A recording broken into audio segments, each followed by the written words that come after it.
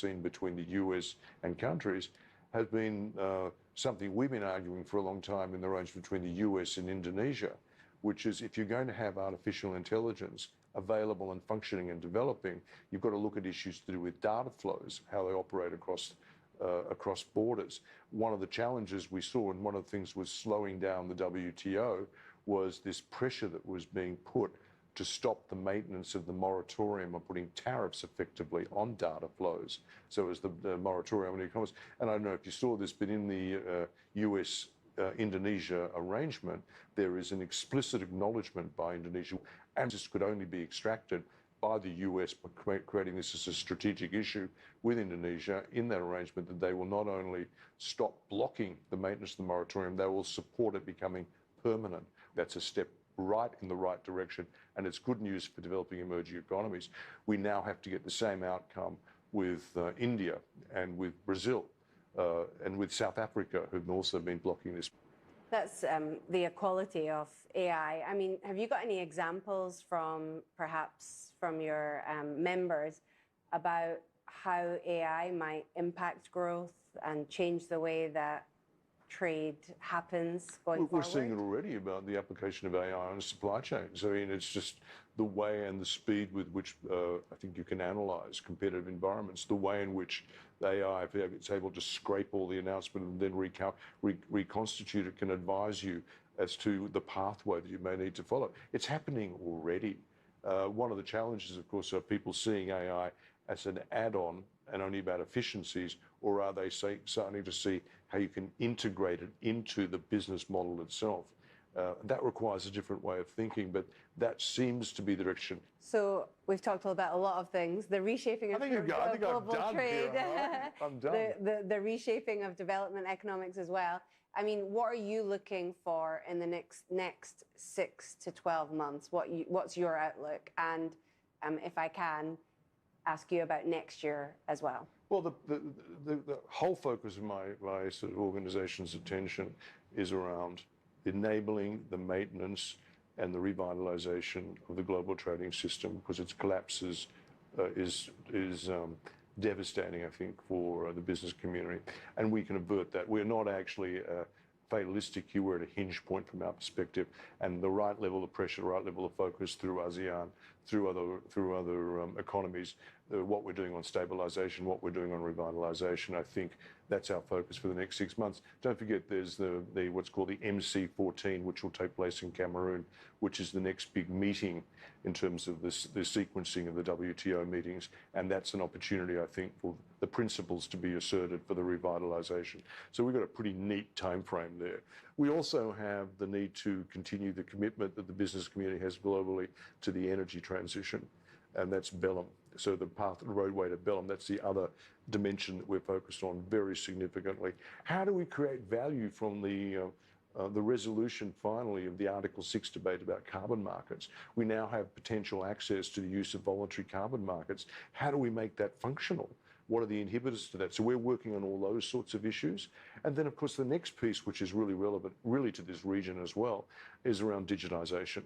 Partly to do with AI, partly to do with tech, but just the amount of value that can be created for the business community and for citizens by ensuring the digital effectiveness of the digital economy, or the effectiveness of the digital economy is huge, and we've got a lot of numbers that can support that as well. So they're the three key themes that we're focused on at the moment, and underpinning that, this piece that needs to go on is how do we shift the trajectory for development to private sector-led development, because the opportunities there for durable economic opportunity to be created are so high that we need to shift the whole way of thinking around that. And we're dealing with a lot of inertia in a system, which is the UN system at the moment. But the UN is not the only part of the global multilateral system, but it's a very important part of it. So how do we actually look at revitalizing that system as well to ensure that it can support private sector development and deal with its key arms of peace and security,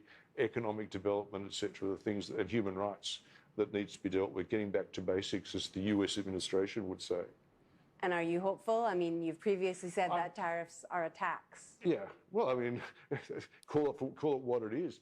I have no problems about that. Of course, I'm optimistic. I mean, you'd never be in business unless you're optimistic. So I'm always optimistic because I actually do not surrender myself to fate, and nor does I think functioning private sector players. How do you create opportunity is always the approach we would take. Thank you for listening to the interview from the BBC World Service. You'll find more in-depth conversations on The Interview wherever you get your BBC podcasts, including episodes with Tom Fletcher, the UN's Chief of Humanitarian Affairs, the Ivorian opposition leader Tijani Thiam, and global megastar Lady Gaga. Until the next time, bye for now.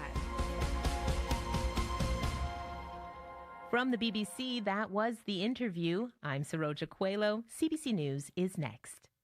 Good morning, Manitoba. It is Friday, August 8th. You're listening to Information Radio on CBC Radio 1. I'm Chloe Friesen, filling in for Marcy Marcusa. Let's say hello to our team this morning. Abby Adiemi is our technical producer. Sierra Sanders is our show director this morning. Azika Abdelatif is our YouTube live stream producer.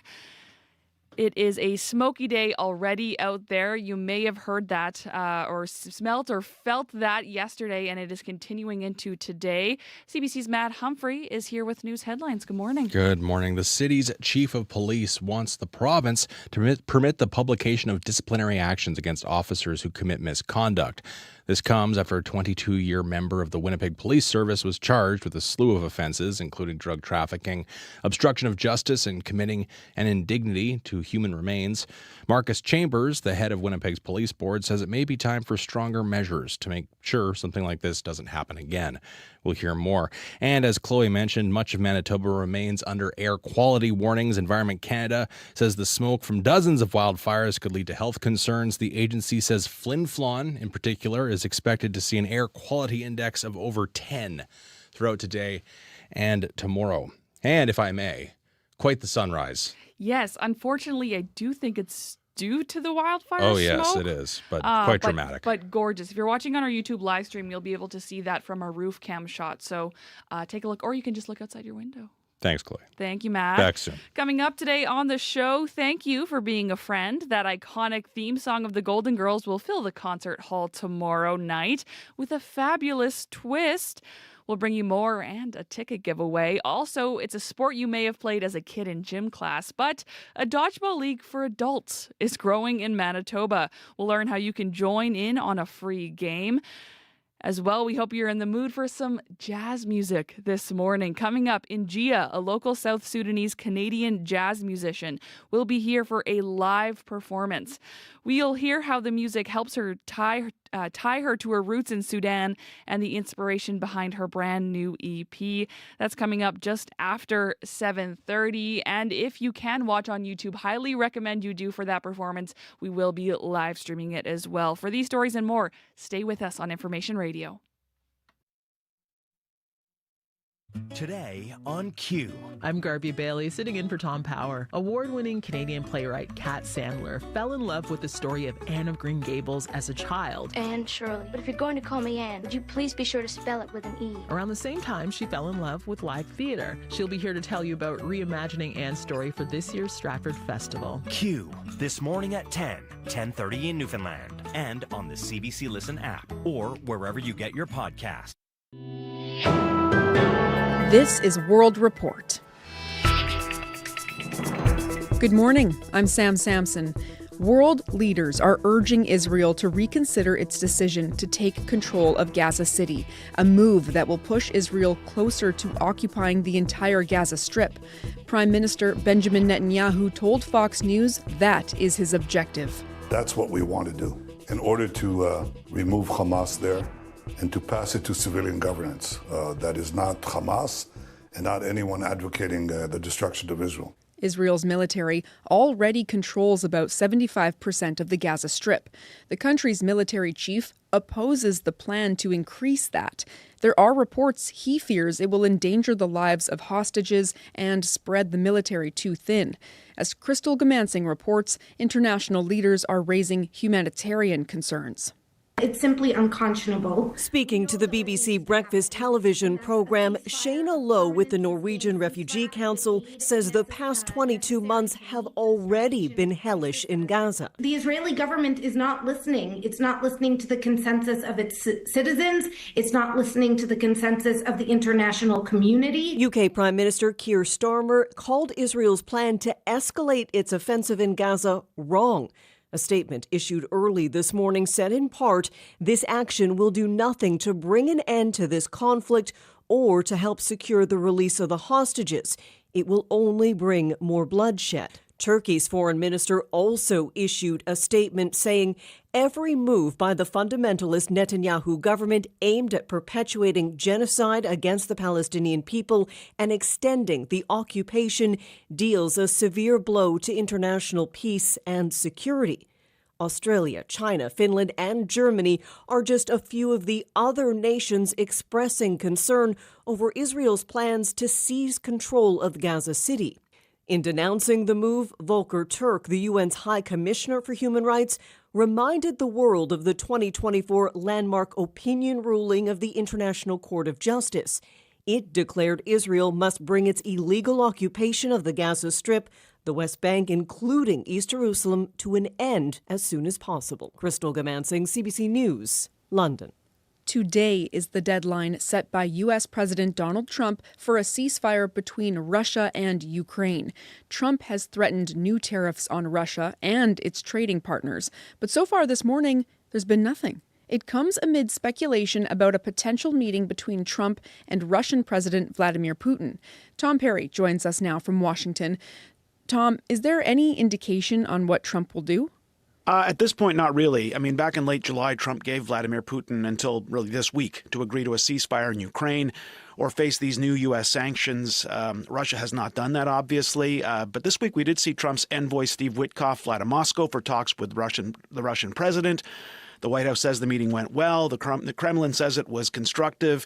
And Moscow's now proposing that Trump and Putin get together as early as next week for a meeting possibly in the United Arab Emirates. Now, the White House says Trump is open to that, but nothing has been agreed to. Trump was asked about all this yesterday, and here's what he said.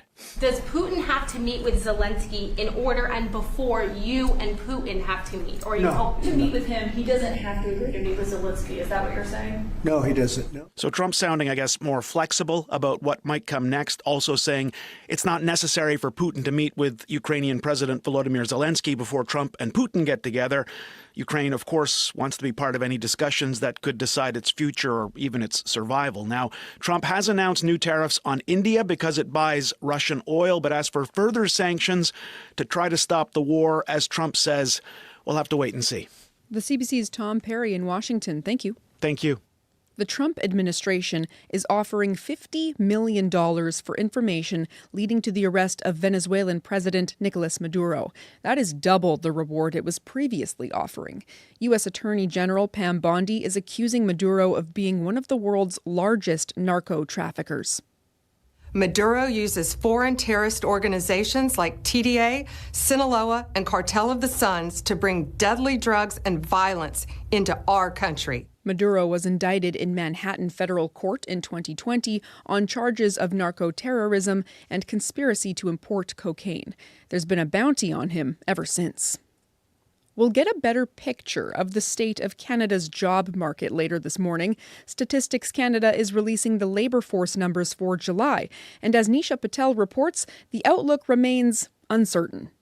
I generally expect kind of just a gradual cooling of the labor market. Brendan Bernard, a senior economist at Indeed, says Canada's economy has been resilient despite the uncertainty around U.S. tariffs. Those sectors vulnerable to cross-border trade are taking the biggest hit. Manufacturing, the natural resource sector, certain parts of transportation. We've definitely seen the effects of the trade war on these jobs already. Canada's unemployment rate has climbed from 6.6% to 6.9% so far this year. The jobless rate is much higher in Ontario's manufacturing hubs, such as Windsor and Oshawa. It's gotten tougher for job seekers to find new work. Employers have pulled back on their hiring activity. Job vacancies are also down substantially from pre-pandemic levels.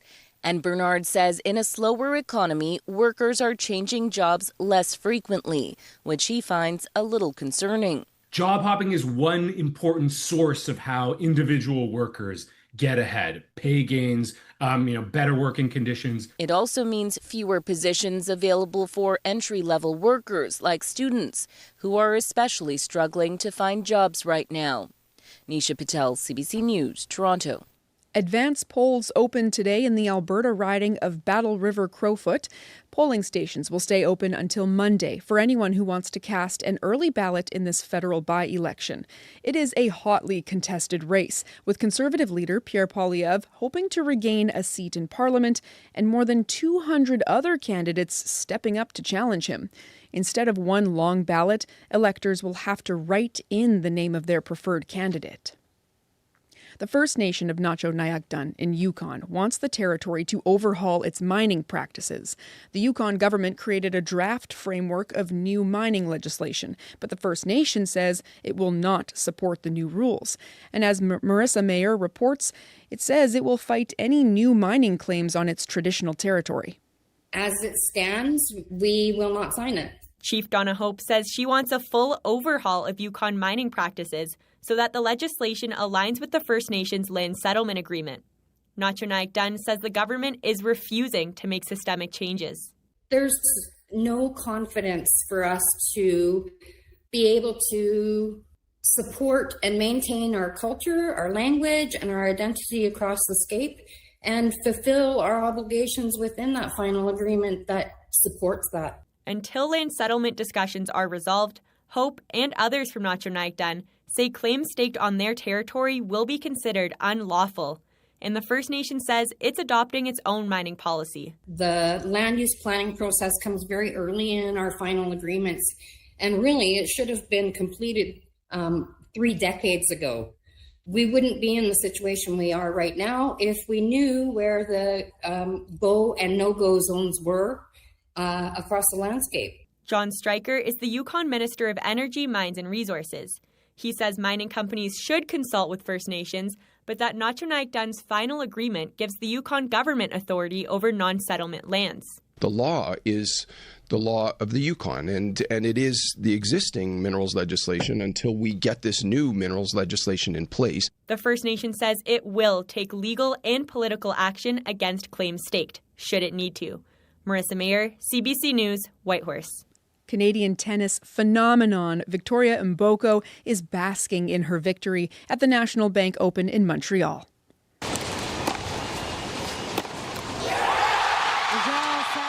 This is Mboko's first Women's Tennis Association title. Her ranking has jumped to 24th. She started the year in the 300s. Her father, Cyprian Emboko, is crediting the fans in the stands for giving her a boost. The best crowd ever I've never seen in my life. I love them. I think Victoria loved them. Victoria need to change the residency, become a Montreal resident. Because of that? Absolutely. Mboko's next big challenge is the U.S. Open later this month in New York. To read more on this 18-year-old star, go to cbc.ca/sports. That is your latest national and international news from World Report. For any news, anytime, cbcnews.ca. I'm Sam Sampson. This is CBC News.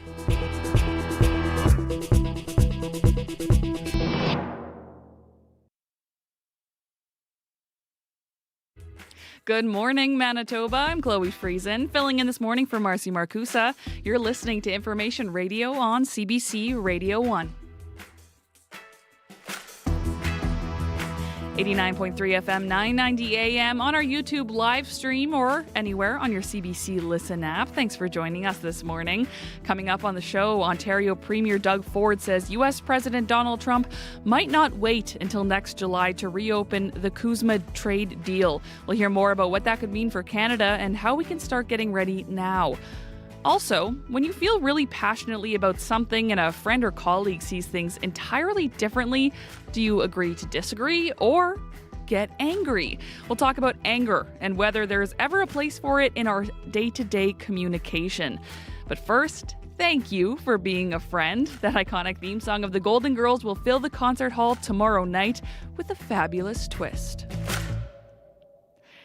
It's time now for news headlines with Matt Humphrey. Good morning. Good morning. At the top of the news, a veteran Winnipeg police officer who was charged with several offenses late last year is now facing more charges after a 16-month-long police investigation alleges he trafficked illegal drugs, distributed a photo of a dead woman, and disclosed confidential information. Police officials say it's time for stronger measures to root out corrupt or criminal police officers. We'll hear the latest at the bottom of the hour.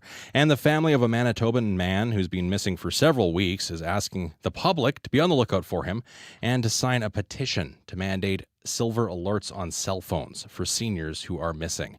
We'll hear from the cousin of missing man Stuart Campbell at the bottom of the hour. You can see his photo at cbc.ca/Manitoba. Thank you, Matt. Back soon. That is CBC's Matt Humphrey. Good morning to the team here on Information Radio. Abby Adiemi joins us for a look at the weather. Good morning, Chloe. We're looking at smoke from wildfires still affecting most of the province today. Now, this means there's going to be poor air quality in play and low visibility in a lot of regions, especially in the northern parts of the province. But here down south, we woke up to smoky conditions in the city. So if the smoke is affecting you, I'd advise you to spend less time outside. Right now, Winnipeg, it is 22 degrees. We have light rain outside. The air quality is still poor because of the smoke in the air. I expect cloudy skies today. There's this chance of showers on and off this morning and even into the afternoon. It's going to feel humid. The rain is not really going to cool things off. We're going to see highs around 25 degrees, just mild winds from the south. And across the province, in the southern regions, we're looking at 18 to 22 degrees right now, while up north, we're seeing 8 to 18 degrees. Winnipeg, 22 with light rain and smoke in the air. Thank you very much, Abby. Thank you. Studio director Sierra Sanders joins me now. And Sierra, before we get to the commute, I think there's one thing we have to talk about. We heard it in World Report, Victoria Emboko winning LA Vicky. This is something me and you have been following this tournament kind of all week. We have. And you were the loveliest person yesterday. And were giving me updates. I was out with family, and Sierra was texting me updates on the game because she was watching it at home.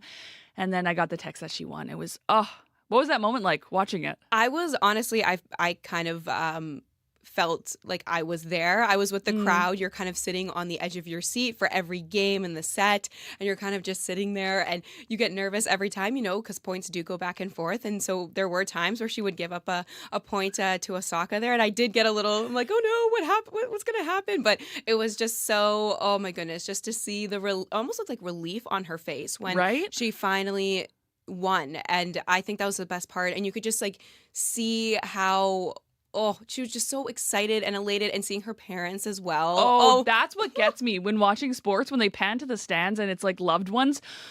Oh, I can't handle it. It tugs at the heartstrings a little bit. So good. I've been watching on our national news. It's been kind of just cycling through this story. Makes me smile every time I see it. So the summer of summer and the summer of Vicky, it sounds like. All of the Canadian women's sports stars just coming out this summer. I love it. I love it too. Paul McGowan will join us later in the show, and I'm sure we're going to hear more about this story. But, LA Vicky, we've been saying it all morning. All morning, LA Vicky, and we'll probably keep saying it. I'm excited to see what's next for this young, amazing woman already. For sure.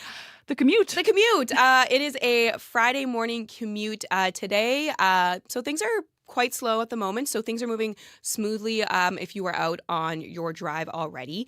But as the morning starts to pick up, if something does get in your way, whether you are here in the city or out on the highways, whether you're walking, biking, driving, scootering, I'd love to hear about it. Give me a call on the CBC commuter line. That number is 204-788-3093.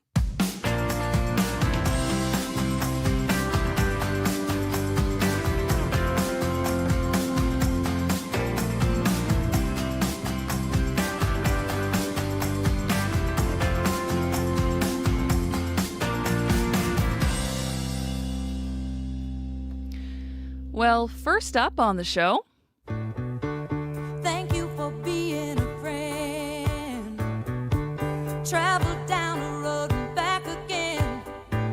Your heart is true. You're a pal and a confidant. I don't really have to explain it, but I will. You're listening to the theme music for the iconic television series, The Golden Girls. That show has been reimagined by a group of drag artists. It's called Golden Girls, The Laughs Continue, and it takes the stage at Centennial Concert Hall here in Winnipeg tomorrow evening. And we've actually got some special meet and greet tickets to give away, so stay tuned for that. But first, we're going to meet Vince Kelly, who plays Blanche. He joins us over the phone from the tour. Good morning. Hi, good morning. Thank you so much for having me. Okay, this concept, I love it. Why reimagine the Golden Girls into a touring show? When you're explaining to people what you're doing with your with your life right now, what do you say? I say that I'm a golden girl for the time being, which, usually raises more questions. But we decided, the show has probably more fans now than it did when it was at the height of its popularity, in the late 80s, early 90s.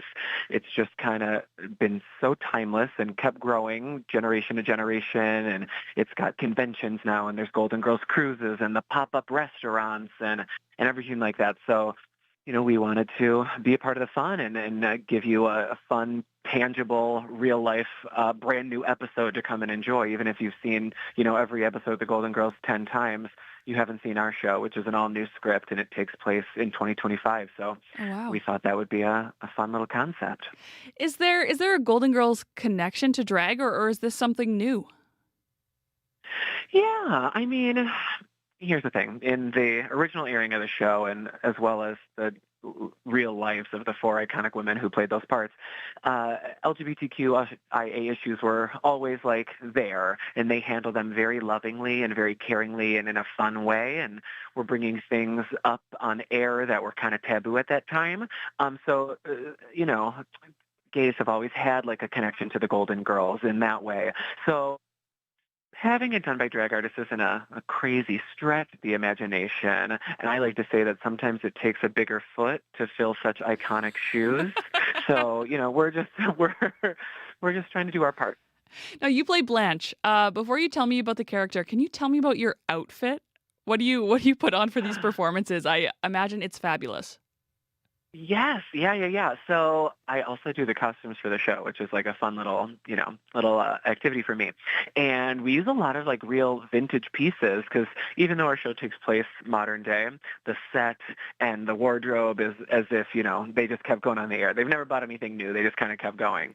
So I just will thrift store. I'll just go to the thrift store or eBay and stuff like that. And what is fun is Canada has been a ripe treasure trove of some great vintage pieces for us because the customer's on the road, so if I find something at a store, I'm like, let's use it in the show. So some of my favorite pieces I've purchased right here in the beautiful country of Canada, and they get to just, be in the show that night. Oh, get ready for Winnipeg. There is some devoted thrifters on fabulous thrift shops here. So you need to make time for that. Time. I know. Consider it done. So you mentioned it's a new storyline. It's set in 2025. What's the show about? Yeah, so the elevator pitch is Sophia is out on bail. She was in Shady Pines doing a little recuperation from a surgery, and she noticed how all the seniors were kind of sad, so she started selling some additional drugs to, just get everybody kind of loose, having a good time, nothing crazy. And she unfortunately gets arrested, and she's out on bail, and Rose and Blanche have developed an app for seniors to find, we'll say, companionship at this hour in the morning. And on that app, Dorothy finds a man, but that man is Sophia's prosecuting attorney. So there's kind of the show. That kind of wraps up the hilarity for, an hour and a half. They got to figure out how to get out of this pickle. That's some good tension. I like it. Vince, we hear that you actually have a special announcement for Winnipeggers, especially who are coming to the show tomorrow. Well, we really do. It's been really exciting. So we heard earlier in the beginning of this little segment the theme song, and that was originally sung by a recording artist in that time. Her name was Cindy C. And she did a lot of jingles and a lot of background work and stuff, and has just become a big part of this Golden Girls legacy. Well, she is a dear friend of our show, and we thought, how can we whoop it up? How can we make it big in Winnipeg? Let's bring Cindy out to perform. So at both of our shows, Cindy Fee, the singer of the original theme song, is going to come, and she's going to sing the theme song live in front of your face. very exciting. What a treat for Winnipeg. Oh my goodness. Yeah. It's the end of our Canadian leg, so we kind of wanted to go out with a bang. I love that it's happening in Winnipeg as well here. Vince, thank you so much for joining us this morning. So excited for this show. And, oh man, that announcement. How can people pass that up? That's incredible. I hope so. I hope it's a nice little fun last-minute push to sell this thing out. But, yeah, Cindy's great. It's a real fun show. Vince, thank you for joining us this morning. Really appreciate it. Thank you so much. Vince Kelly plays the character Blanche in Golden Girls. The laughs continue. The show is happening tomorrow night at Centennial Concert Hall. There's actually 2 shows, I believe, a 2 p.m. and a 7 p.m. So 2 opportunities for you to see this show on Saturday. Yeah, tomorrow is Saturday. And we have 5 pairs of tickets to give away right here on Information Radio this morning. These are meet and greet passes. So you get to see the show and you also get to meet the cast. You can meet Vince. And I've heard you get to explore the stage and the set. So this is a cool opportunity. To win one of these pairs of tickets, you can email us at win@cbc.ca. That's win@cbc.ca. And make sure you shout out a pal, someone you want to thank for being a friend. And make sure to provide your phone number as well. And again, we have 5 pairs of tickets to give away.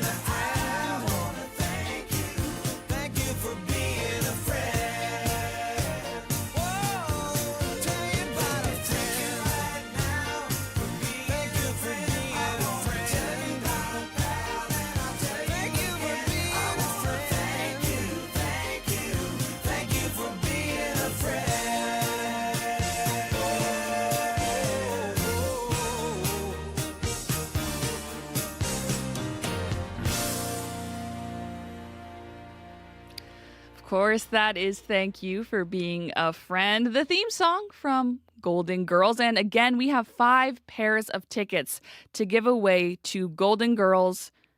The laughs continue. It's taking place at Centennial Park. 2 shows on Saturday, one at 2 p.m., one at 7 p.m.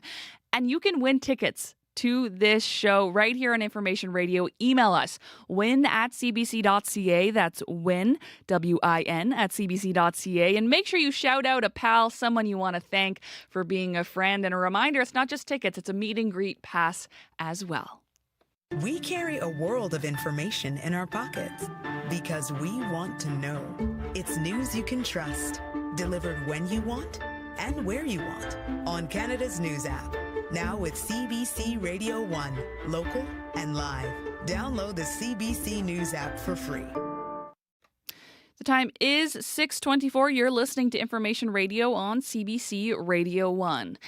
It's natural to get angry. Someone cuts you off in traffic, hurts your feelings, or says something you disagree with. Mostly, we learn not to express those things and avoid conflict in our daily interactions.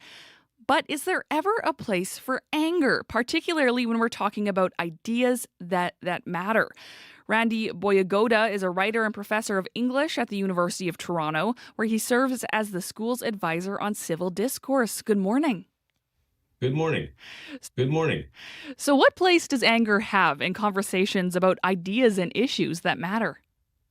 Well, I think it should have a place. I think it's fair to say that many people these days are angry about lots of things, whether it's in the world around us, maybe it's a professional situation, maybe it's an interpersonal one. And if you can't draw on that anger in a productive way, well, then what happens to it? At the same time, as someone who works in civil discourse, I can say that one of the frequent criticisms that I hear about civil discourse itself is that the focus sometimes is a little too much on the civil. You know what I mean? In other words, that the goal sometimes of a conversation isn't really to discuss something real, to get to a better place of understanding, but to keep things civil, to keep things polite. And in a situation like that, in a situation where it feels like the conversation is being controlled, well, anger has no place. And as a result, I think civil discourse itself suffers. So why do you think that we don't get angry more often? Do you think it has to do with personal or professional risk, perhaps? I think there's something to that. Social scientists suggest that we live these days in what's called a low trust environment. And in a low trust environment, what that means is you don't necessarily trust the person you're speaking with, that if you become angry in a conversation, they won't have the ability to create personal, professional, even public consequences for you. At the same time, I don't think we trust ourselves as much as we used to. That if we become angry in a conversation, which is different than losing your temper, that we might not be able to control it, that we don't know where it's going to go from there. But I think there's a third and maybe a more positive reason why we don't get as angry in conversations as we used to. And frankly, I think it's out of a more genuine desire to not harm or offend the person you're speaking with. That strikes me as a reasonable way to avoid anger in a conversation. But again, it can mean that the conversation itself might not be as full as we'd like it to be. Let's say folks want to practice being angry more often in a controlled way here. Yeah. When we're talking to someone, how do we deal with that anger? Are there better or worse ways to express it in a conversation? Yeah, it's a really good way to put that. I think let's start with the worst way to express it. The worst way to express it is to direct it at the other person. That strikes me as a mistake, because then you're not really focused on the issue or the idea. You're focused on that person in a way that's negative. The other thing is to think about anger as an end in and of itself. That all I want to do is just express my anger. Again, that doesn't seem to me to be getting anywhere good. But if you can demonstrate a controlled approach to it, even if in the moment, you can't sort of signal, hey, I'm about to become angry. That's tough for many people. But if you can, after the fact, say, listen, I know I'm angry right now. I know I'm coming across as angry because I am. And I am this angry because the issue, the idea matters to me that much. I think conveying that in a way, if it's done well, actually demonstrates to the other person that you're taking them seriously. You're taking the conversation seriously. You're not just trying to get through it and then say, oh, look at us. We had a productive, polite conversation. So that strikes me as the positive way to do this. Now, I've heard that you said productive. I've heard it said before that anger is one of the most productive emotions out there. So what happens to civil discourse if we never get angry? Well, I think if we never get angry, we go back to the criticism that I often hear about civil discourse, that it becomes plastic, it becomes stale, it becomes an exercise in just being nice to each other. I think in situations like that, when you can't draw on your most intense and, as you say, sometimes strangely most positive feelings, then I think civil discourse itself suffers, because you're not really there in the conversation as fully as you could be. You're not really taking the conversation as seriously, as sincerely as you could be. And we've all been in these situations where you can tell someone is just going through the motions. They're humoring you. They're not taking you seriously. I think that's the threat to civil discourse, if we're not able to find a way to draw on our anger in the moment. What about after the fact? Let's say we got angry, we had a conversation about it, and now we need to move past it. How do you move past those moments of anger? Well, I think the goal there is to make sure, first of all, that you don't end the conversation in anger. I think if you end it in anger, that's a fail, because I think we've all had that experience. You leave feeling very unresolved, maybe raw, maybe offended, maybe worried you've offended someone. But if you can get beyond it, and then you can have that moment where you can, first of all, you're in a better place. Maybe you say as much. We can only kind of break this logjam. We can only better understand this issue or this idea because one of us has just expressed some anger. Maybe both of us probably have expressed some anger, but we're in a better place as a result in terms of our understanding of each other and of the issue. And then I think you have to signal to the person that you know that you were angry, and you maybe express a hope that they didn't take deep offense, that you understand that anger itself isn't a one-way street, that you're open to their own becoming angry. But the goal across all of this is to not end in anger, but to end in a better place because you got angry along the way. Randy, fascinating topic here. Thank you so much for joining us this morning. You're welcome. Have a good day, Winnipeg. Bye-bye.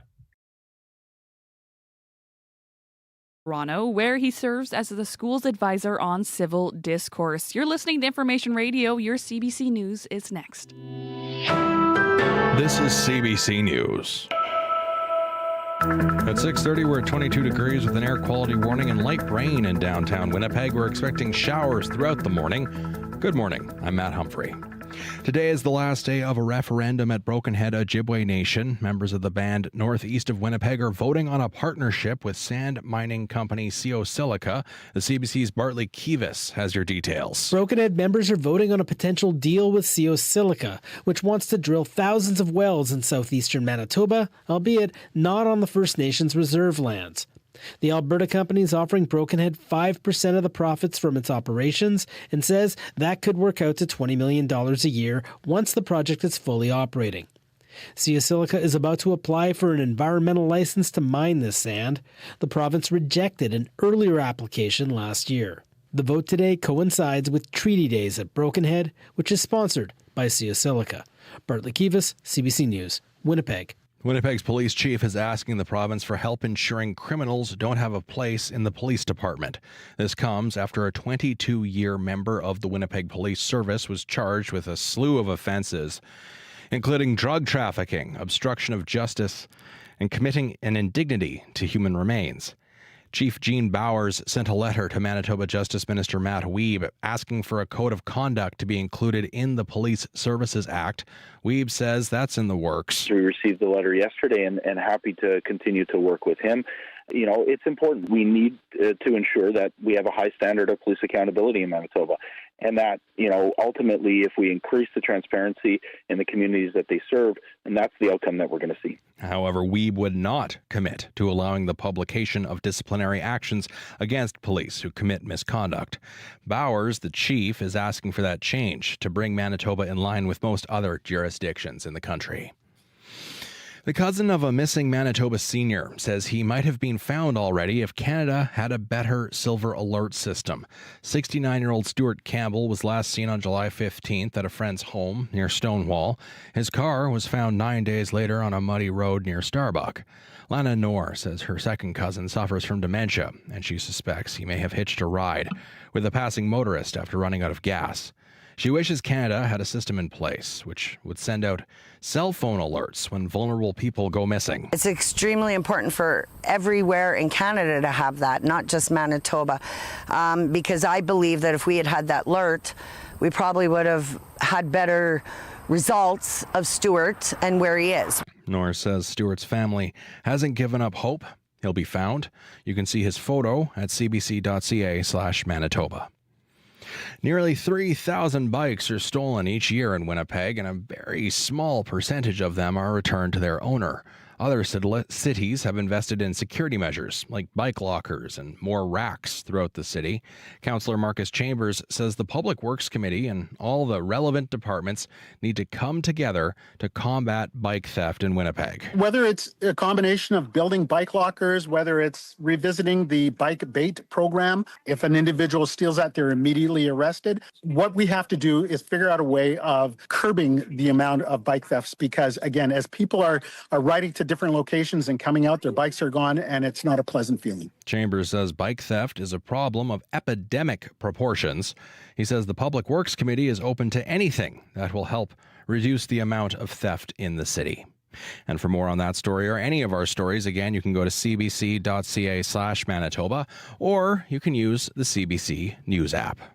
Thank you very much, Matt. Back soon. That is CBC's Matt Humphrey. I'm Chloe Friesen. You're listening to Information Radio. Abby Adiemi joins us now for a look at the weather forecast. Still very smoky out there. Yeah, still very smoky. Smoke will be a major factor across most of the regions from the north all the way down south. The only part of the province I don't see warnings this morning is in Churchill, but outside of Churchill, smoke everywhere. And if you look on the map there, you would see that rain already like like around Dauphin, Portage, Winnipeg, and all the way towards Steinbach and Sprague. So it's going to be more like rain on and off this morning. We have air quality statements in place also due to the smoke in the air, and this covers regions around the Pa, Flin Flon, Thompson, Gillam, and if we're looking at the South Central regions, this covers Winnipeg, Brandon, Dauphin, Gimli. As mentioned, Churchill seems to be the clear part, the clear region. So if the smoke is impacting you this morning, I'd advise you to spend less time outside. Winnipeg, 22 degrees right now. We have light rain showers outside. It's going to be on and off today. There's a good chance of thunderstorms coming through also into the afternoon period. The winds will just be mild from the south, and we'll see highs around 25 degrees today. In the Pembina Valley region, Morden, Winkler, Altoona, Morris, we're seeing 19, 20 degrees. Also seeing light rain in that part of the province. Temperatures will be getting close to 25. In the Westman region, Brandon all the way down to Nippo and surrounding areas, we're seeing 18 degrees. Light rain. We've had that light rain since around 3 a.m. in that region. Just some breezy winds from the northeast. The smoke is actually thick in that region, so take care. You'd see more like reduced air quality and reduced visibility in that part of the province, because we're spotting fog in that region also. So it's going to be smoke and fog in the area. Temperatures will get close to 23 degrees. In the Parkland region, Dauphin all the way down to Roblin and Russell, we're seeing temperatures around 18, 19 degrees. Light rain also there. Mild northwest winds. The smoke is widespread in the area. We also have mist and smoke together combined in that region. You should see a lot of rain in that part of the province today. Temperatures gets close to 23 degrees, and it feels humid around 29. In the Interlake region, 21 degrees right now in Gimli, also spotting light rain showers there. Winds coming from the east. We're going to see smoke also present in the region. Temperatures gets to around 25, 26. Now, tracking conditions into the northern part of the province. The Pa, we're seeing 18 degrees there, and similar conditions in Flin Flon. We have smoke in that region, 18, 16. That's what we're seeing in the region. Temperatures for the area gets to 21 degrees, and we're going to see periods of rain just likely into the evening period. Thompson, 11 degrees with smoke also in the air. Northeast winds in the region warming up to 21, and in Churchill 8 degrees, mist and light winds. Highs would get to only 13 degrees. We also have fog in Churchill this morning, so it's more like smoky skies and poor air quality. That's what would dominate the regions from north all the way down south. Winnipeg, once again, 22 degrees and light rain outside. Thank you very much, Abby. Thank you. That is ABC's Abby Adiem. Me, Sierra Sanders, our show director, joins me now for a quick look at your commute. Good morning. Well, Chloe, there's not much to look at. It has been a quiet morning so far on the commuter line. Mind you, we are still only in the first hour of the show, so things might pick up here, as they did a little bit yesterday. Kind of halfway through the show, started to pick up with some calls. But so far, if you're out on the roads, things are moving smoothly. But if that's not the case, and whether you are here in Winnipeg or out on the highways, maybe you're walking, biking, driving, scootering, however you're getting around today, if there's something getting in your way, I'd love to hear about it so I can let your fellow commuters know. So if something's getting in your way, give me a call on the CBC commuter line. That number is 204-788-3093. Thank you very much, Sierra. Thank you. That is CBC Sierra Sanders. The time is 6:39. You're listening to Information Radio. It's time now to check in with Crystalie Ramlakan with the Business Report. Good morning. Hey, good morning, Chloe. So after walkbacks and further confusion, U.S. tariffs have kicked in for dozens of countries. How is Canada reacting? Well, Prime Minister Mark Carney says Canada is focused on building up our own economy after U.S. President Donald Trump hit nations around the world again with increased tariffs days after slapping Canada as well, of course, with a higher duty. However, that 35% tariff only applies to goods not covered by the Canada-U.S.-Mexico Agreement, or CUSMA. And Carney says there is a lot to do in Canada, and his government is focused on what it can control. But he says the government is still having discussions with the Americans, of course. Now, U.S. tariffs on goods from more than 60 nations and the European Union now range from 10 to 50%. And the Budget Lab at Yale, which is a nonpartisan policy research center, says Americans will see an average tax of about 18% on imported products, which is the highest rate since 1934 because of these tariffs. Remember, countries don't pay the tariffs. America does. And, they're hoping that other companies will lower their prices so that, they can be imported to the States. But right now, the tariffs just make it more expensive for Americans. And there are signs emerging that Trump's tariffs are starting to drag down the American economy. Moving to retail news, as we've talked about many times, Hudson's Bay has, of course, gone out of business, but its brand is making a revival soon. Tell us more. Yes, that's right. So HBC sold its intellectual property to Canadian Tire for $30 million in May.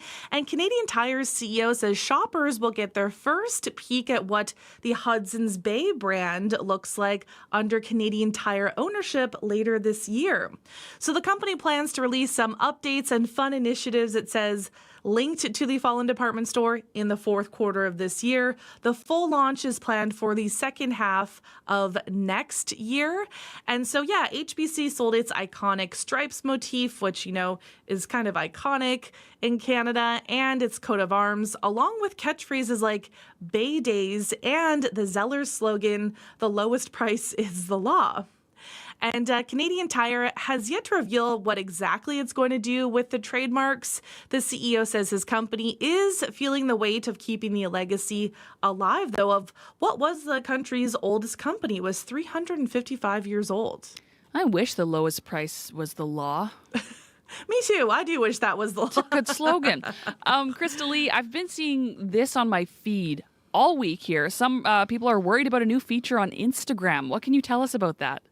Yes. So Meta debuted the Instagram map tool this week, and it has pitched the feature as a way to stay up to date with friends by letting users share their location. And so the tool is similar to Snapchat's Snap Map. Now, Meta says the location sharing is off unless you opt in. But some social media users have expressed worries that that's not exactly the case. But the company says people may be confused and assume that because they can see themselves in the map when they open it, others can see them too, but they say, you have to turn it on. Now, the company says if you do share your location, only people you follow back or a private custom list you select can see it. And the company says the sharing feature requires double consent as well. So the app asks you to confirm after you say you want to share your location. Of course, people can see your location if you turn it on, but so can Instagram as well. Oh. Who knows what they're doing with that, right? That's a lot of data. All right. Mm-hmm. Okay, well, I'm going to keep an eye on that. Crystal Lee, what's happening in markets so far this morning? So in Europe, stocks opened higher. Germany is down, though, right now. The UK is up. France is up. In Asia, markets are mostly lower. Japan is up. Shanghai and Hong Kong are both down. Oil is up 30 cents to $64.18 U.S. per barrel. Gold is down $14.70 to $3,380.20 U.S. per ounce. And the dollar is up 0.08 of a cent to 72.8 cents U.S. Have a great weekend, Crystal Lee. Thanks, Chloe. You too. That was Crystal Lee Ramlakan with the business news.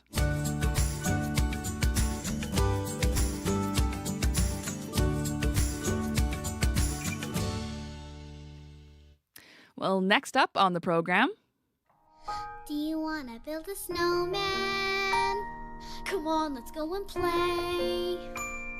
I never see you anymore. Come out the door. It's like you've gone away. We used to be best buddies, and now we're not. How can you not sing along? I wish you could see everyone in the studio right now. Sierra, Abby, I think we should have been in this musical. Despite these hot summer temperatures, Canada's largest and longest running outdoor theatre, Rainbow Stage, has been transformed into a winter wonderland. Last night was the opening night of Frozen the musical. And back in January, hundreds of young Winnipeggers eagerly auditioned to play the stars of the show. Shortly after the roles were cast, CBC's Felicia Adams visited Rainbow Stage to meet the young actors playing Anna and Elsa. The first voice you hear belongs to 10-year-old Layla North, who will be playing Elsa, young Elsa, in the show.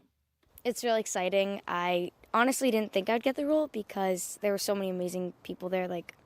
Yeah, it just feels awesome. I'm really excited. How long did you practice for it? Well, I'm quite a fast learner when it comes to singing and acting. So I memorized the entire monologue in 30 minutes. But I practiced for about a week and a half, and then it came to auditions, and yeah. And what is it that you like about Frozen? What made you say, I want to audition for this? Well, I just thought it's a really fun concept, and I just really like it. I've been singing Frozen songs since I was 2 years old, so yeah. Is there a favorite song of yours that you like? I really like Let It Go and Do You Want to Build a Snowman? They're the main songs that I've been listening to my entire life. They're really awesome. I like those songs. And are you nervous or are you excited that you're going to be performing in front of, I think, over 2,000 people a night? Yeah, I'm nervous, definitely, but also very excited because, I also can't wait for summer because that's when I get to do it. I'm Emmeline Arnold. I'm 9 years old, and I'm playing the role of young Anna. It feels it was so surprising, and it's just I couldn't believe it. It was just so cool. I've been dreaming of this my whole life. Oh, okay. Are you a fan of Frozen? Oh, I've been a fan of Frozen since I was a baby. And before I was 2, I was singing and dancing and playing the songs of Frozen, and especially Anna and Elsa. Do you have a favorite song? Probably Let It Go. And what about Frozen did you like so much? Well, I love that Elsa has magical powers, and it's just Anna's a hero. She saved Elsa, and I get to be Anna, so I get to be a hero. My name is Carrie Castillo. I'm 10 years old, and I play the role of young Anna 1. Okay, and how long did it take you to practice for the audition? I was practicing a really long time, so I only had 2 weeks. How are you feeling? I feel really happy about it, especially to be chosen through 300 people. Only 2 people got chosen, and I'm one of them. It's just really exciting, especially because I was the one who found the email because my mom's computer was open. I checked her inbox, and then I saw this email, and it said Frozen offer Carrie Castillo, and then we were just calling my dad. We were literally screaming at the top of our lungs. And it was so funny because he thought we were literally, there was something bad that happened, and then we just showed him the email. It was really funny. Was it a no-brainer that you wanted to play this part? Yes. It was definitely a no-brainer. I just wanted to be Anna. And why? Why do you want to be Anna? Because Anna's just so bubbly, and I really love her, and she can just make her sister feel better. And since I have a little sister, I really know how Anna can be bubbly to her older sister too. Is that the reason why you like Frozen? The sisterly bond there? Or? I really like Elsa's magical powers because I wish I could just make a snowman come to life. And I also love Anna's bravery. She could climb that whole mountain, even though she has the help of Kristoff and Sven, but she could climb that whole mountain by just to talk to her sister. And then Olaf is super funny. He always tries to make everything positive and always finds a way to make me laugh. How do you feel after meeting the rest of your castmates? I feel really comfortable because my castmates are really nice. And one of them are my friends, Anna A, which is Emmeline, is my friend. So yeah, I'm really comfortable here. And are you nervous? Are you just excited? I'm kind of nervous because 2,200 people? That's a lot. Those were the voices of Carrie Castillo, Emmeline Arnold, and Layla North. They are among the actresses selected to play young Anna and Elsa in Rainbow Stage's production of Frozen. Imagine going back to school and when your teacher asks what you did over the summer, just get to casually say, I played Anna and Elsa on Rainbow Stage. So cool. You can see Frozen the Musical at Rainbow Stage now until August 24th. Well, coming up later on the program.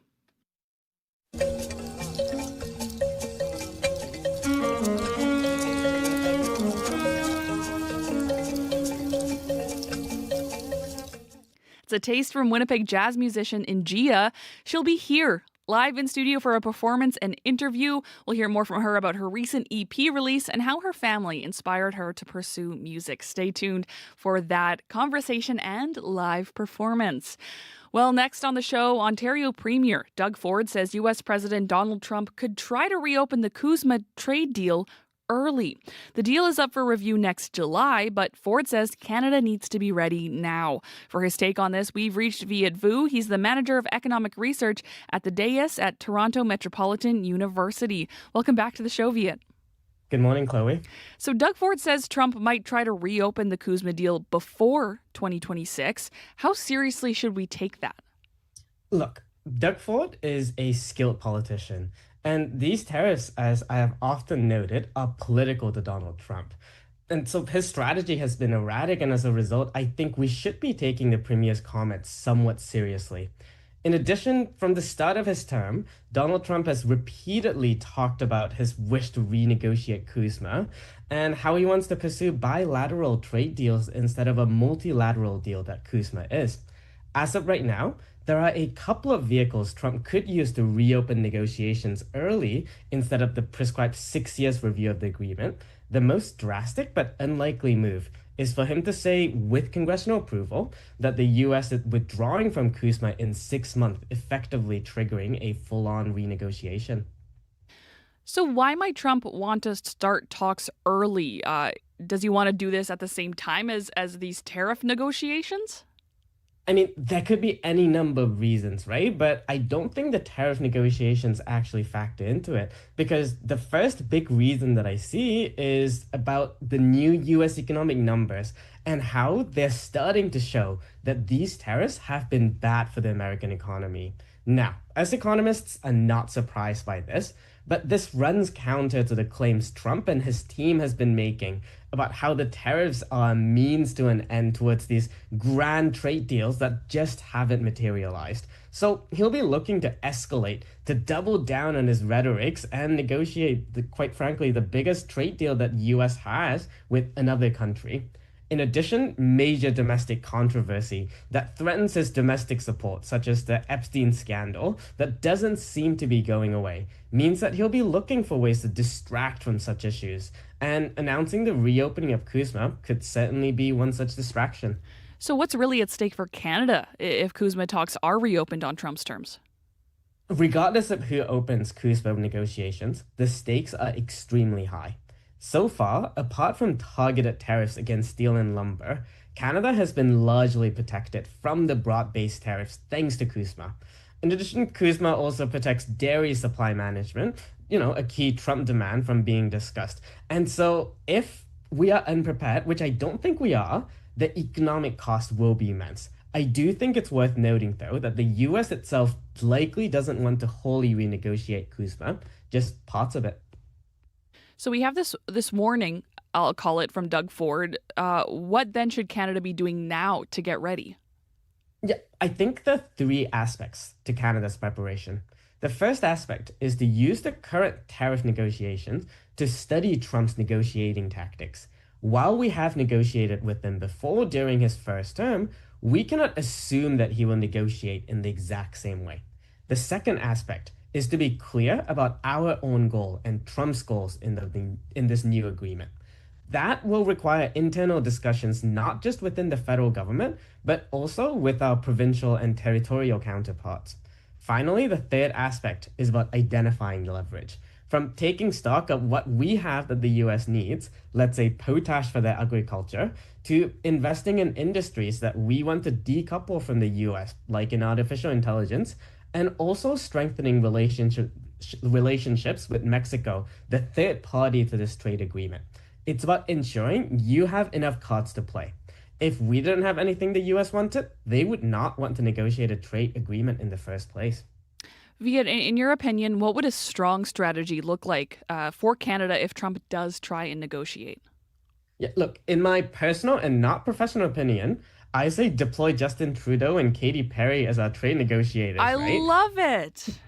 But look, all jokes aside, it may seem like if the US pulls that trigger of a 6-month withdrawal notice, we would be on the defense. But I don't think this is true, and I think we can afford to wait it out until they trigger it. And that's because the US also has a lot to lose if they don't have a deal by the end of that 6 month. And given that CUSMA was negotiated over 18 months, the Trump admin will want to get Canada and Mexico on the table as quickly as possible. So in that scenario, I think Canada should try to get immediate concession from Trump in easing the targeted tariffs just to be on the table. And afterwards, as negotiations continue, as we have learned with Trump, we should not give anything up until the last minute, as their team will see every concession as a license to trample further. Viet, thank you so much for joining us this morning. Thank you. Viet Vu is the Manager of Economic Research at the DAIS at Toronto Metropolitan University. You're listening to Information Radio on CBC Radio 1, 89.3 FM, 990 AM on our CBC YouTube live stream or on our CBC Listen app. Thanks for spending your morning with us. It's time now to turn to news headlines with CBC's Matt Humphrey. We're going to do that later. He's right here. Just kidding. Matt Humphrey joining me in studio now. Good morning. Hundreds of horses. Oh. Hundreds of horses and riders from across North America are kicking up dust in Brandon this week for Canada's National Arabian Championship. Hundreds of competitors and equestrians from across North America are taking part. At the bottom of the hour, we'll hear from a family who have made the horse show a 3-generation tradition. The national tournament runs until August 16th at the Keystone Centre. Wouldn't mind taking that in. That's fascinating. Hundreds of horses. The Arabian. I'm a little scared of horses. The creme de la creme of horses, if you will, the Arabian. I guess. I'm not the most... You're scared of horses? Yeah.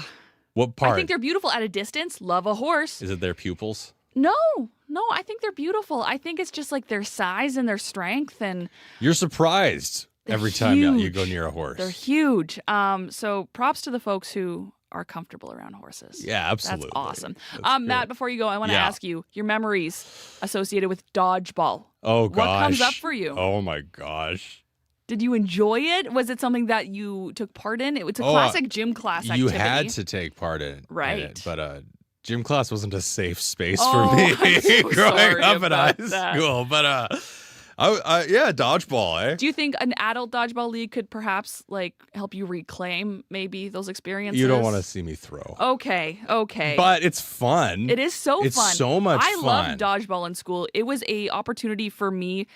If you're if you're feeling a little angry towards someone and you don't want to talk to them about it, gym class. There you go. You just dodgeball in hand, you aim for them. Aim low. It was awesome. Yeah. Thanks, Matt. Excellent. That's CBC's Matt Humphrey. I'm talking about this because coming up on the show, we're going to speak with Dodgeball Winnipeg, about their Dodgeball in the Park event taking place at Assiniboine Park next weekend. They want to get more adults into that sport. We're going to hear from them coming up. You're listening to Information Radio. Stay with us. We're also going to have a live in-studio performance from a Sudanese-Canadian jazz musician. Inia will join us in studio for a conversation and some live music. You definitely don't want to miss that. That's coming up just after 7:30. Stay with us. World Report is next.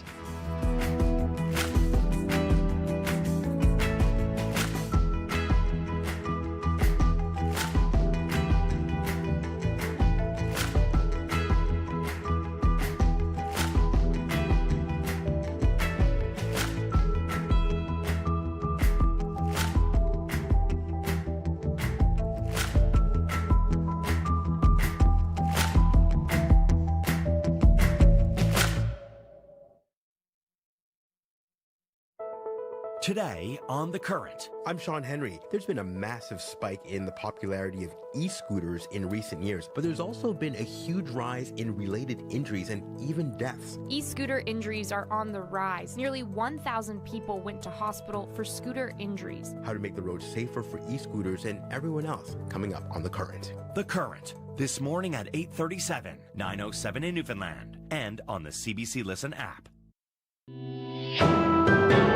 This is World Report. Good morning, I'm Sam Sampson. Israel's decision to occupy Gaza City is being met with major condemnation in Israel and abroad. Here's UN spokesperson Alessandra Vellucci. Any decision to expand Israel's military operations in Gaza are deeply alarming, and this would risk catastrophic consequences for millions of Palestinians. Israel's military already controls about 75% of the Gaza Strip, and taking Gaza City would bring it closer to a complete occupation. International correspondent Susan Ormiston brings us the latest from Jerusalem. A thud from a blast in Gaza at dawn as the Israeli cabinet approved a plan to escalate the war. After 10 hours of talks and against advice from the chief of the armed forces, Prime Minister Benjamin Netanyahu's plan authorizes a takeover of Gaza City. The fight could last 6 months or longer and will first require a mass relocation of Palestinians in and around Gaza City. But some say they won't move again, like 29-year-old Mohammed Shaban. God willing, we'll not leave. We'll remain in our homes or our tents here in Gaza, no matter what happens. Israeli families fear extending the war will sacrifice their loved ones. A statement from the Hostages Families Forum said the Israeli government has sentenced the living hostages to death and the fallen hostages to disappearance, a concern echoed by many Israelis like Danny Bukovsky. I think that we have to bring all the hostages back home safely.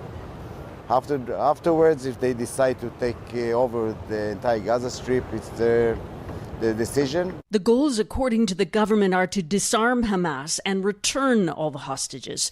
Sources say the IDF will prepare for a ground battle. Israel promises to ramp up humanitarian aid outside the combat zones.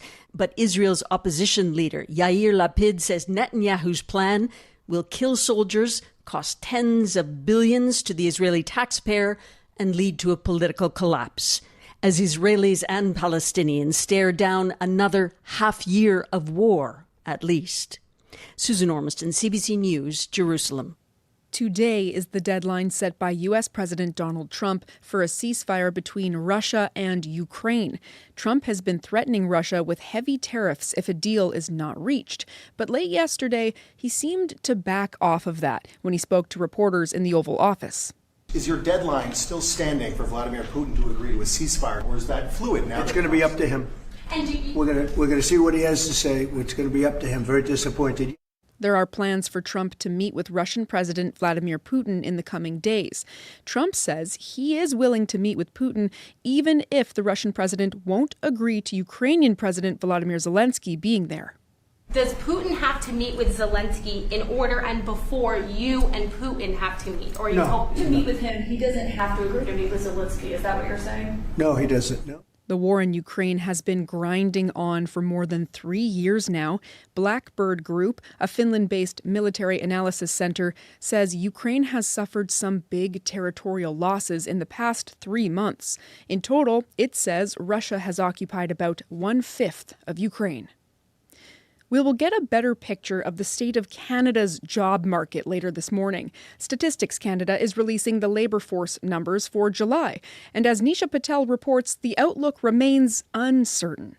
I generally expect kind of just a gradual cooling of the labor market. Brendan Bernard, a senior economist at Indeed, says Canada's economy has been resilient despite the uncertainty around U.S. tariffs. Those sectors vulnerable to cross-border trade are taking the biggest hit. Manufacturing, the natural resource sector, certain parts of transportation. We've definitely seen the effects of the trade war on these jobs already. Canada's unemployment rate has climbed from 6.6% to 6.9% so far this year. The jobless rate is much higher in Ontario's manufacturing hubs, such as Windsor and Oshawa. It's gotten tougher for job seekers to find new work. Employers have pulled back on their hiring activity. Job vacancies are also down substantially from pre-pandemic levels. And Bernard says in a slower economy, workers are changing jobs less frequently, which he finds a little concerning. Job hopping is one important source of how individual workers get ahead. Pay gains, better working conditions. It also means fewer positions available for entry-level workers like students, who are especially struggling to find jobs right now. Nisha Patel, CBC News, Toronto. Air Canada and the union representing 10,000 of its flight attendants are set to resume talks today. They're trying to avoid a strike from starting in just over a week. Both sides say they're optimistic they'll be able to prevent a work stoppage, and the airline says it is not yet considering cancelling or postponing any flights. Is your favorite swimming spot a little greener than it used to be? You're not imagining it. Canadian lakes do have more algae than they used to. A new study finds the main culprit is climate change. Jayla Bernstein reports.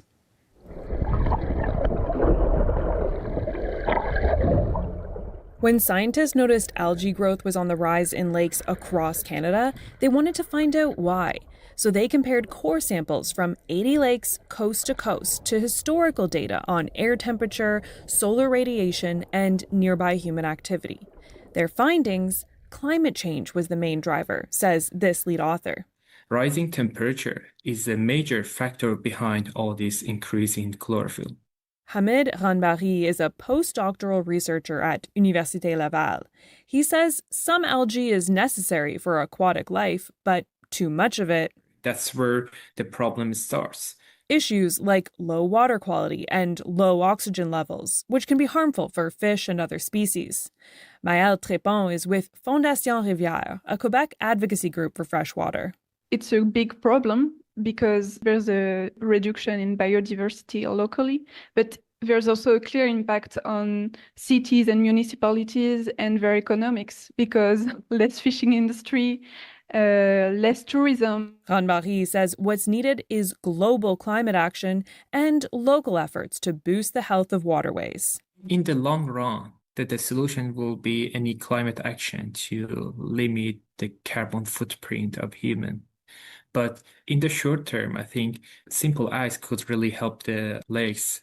Jayla Bernstein, CBC News, Montreal. Advance polls open today in the Alberta riding of Battle River Crowfoot.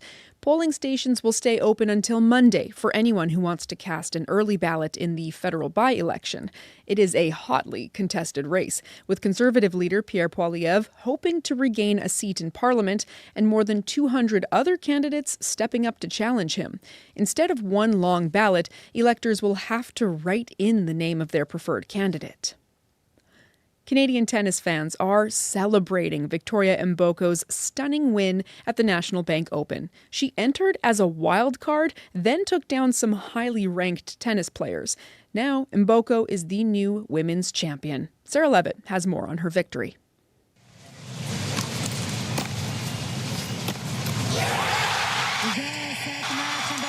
She's officially the youngest Canadian ever to win the National Bank Open. Victoria Emboko with a match that had the Montreal crowd on their feet. Hands clasping her face in shock, the teenager drank it all in. To do something like this and to tell my younger self that just to keep training, keep believing in yourself, and like, oh my God, I'm getting so emotional right now. Outside the stadium immediately after Mboko's win, her mom, Godi Kidari, celebrates with her family. It is fantastic. I was expecting one day Victoria gonna be top player, but when, I didn't know. Mboko started her year outside of the top 300 women tennis players in the world. This win means she'll skyrocket up to an expected 24th spot, and she's going home with winnings to the tune of $750,000 US. But on Mboko's mind, more tennis. The US Open is just around the corner, after all. It's Emboko-mania in Montreal. Sarah Levitt, CBC News, Montreal. Vicky, a champion at home.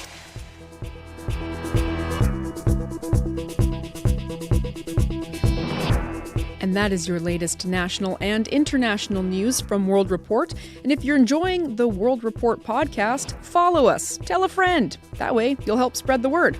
I'm Sam Sampson. This is CBC News.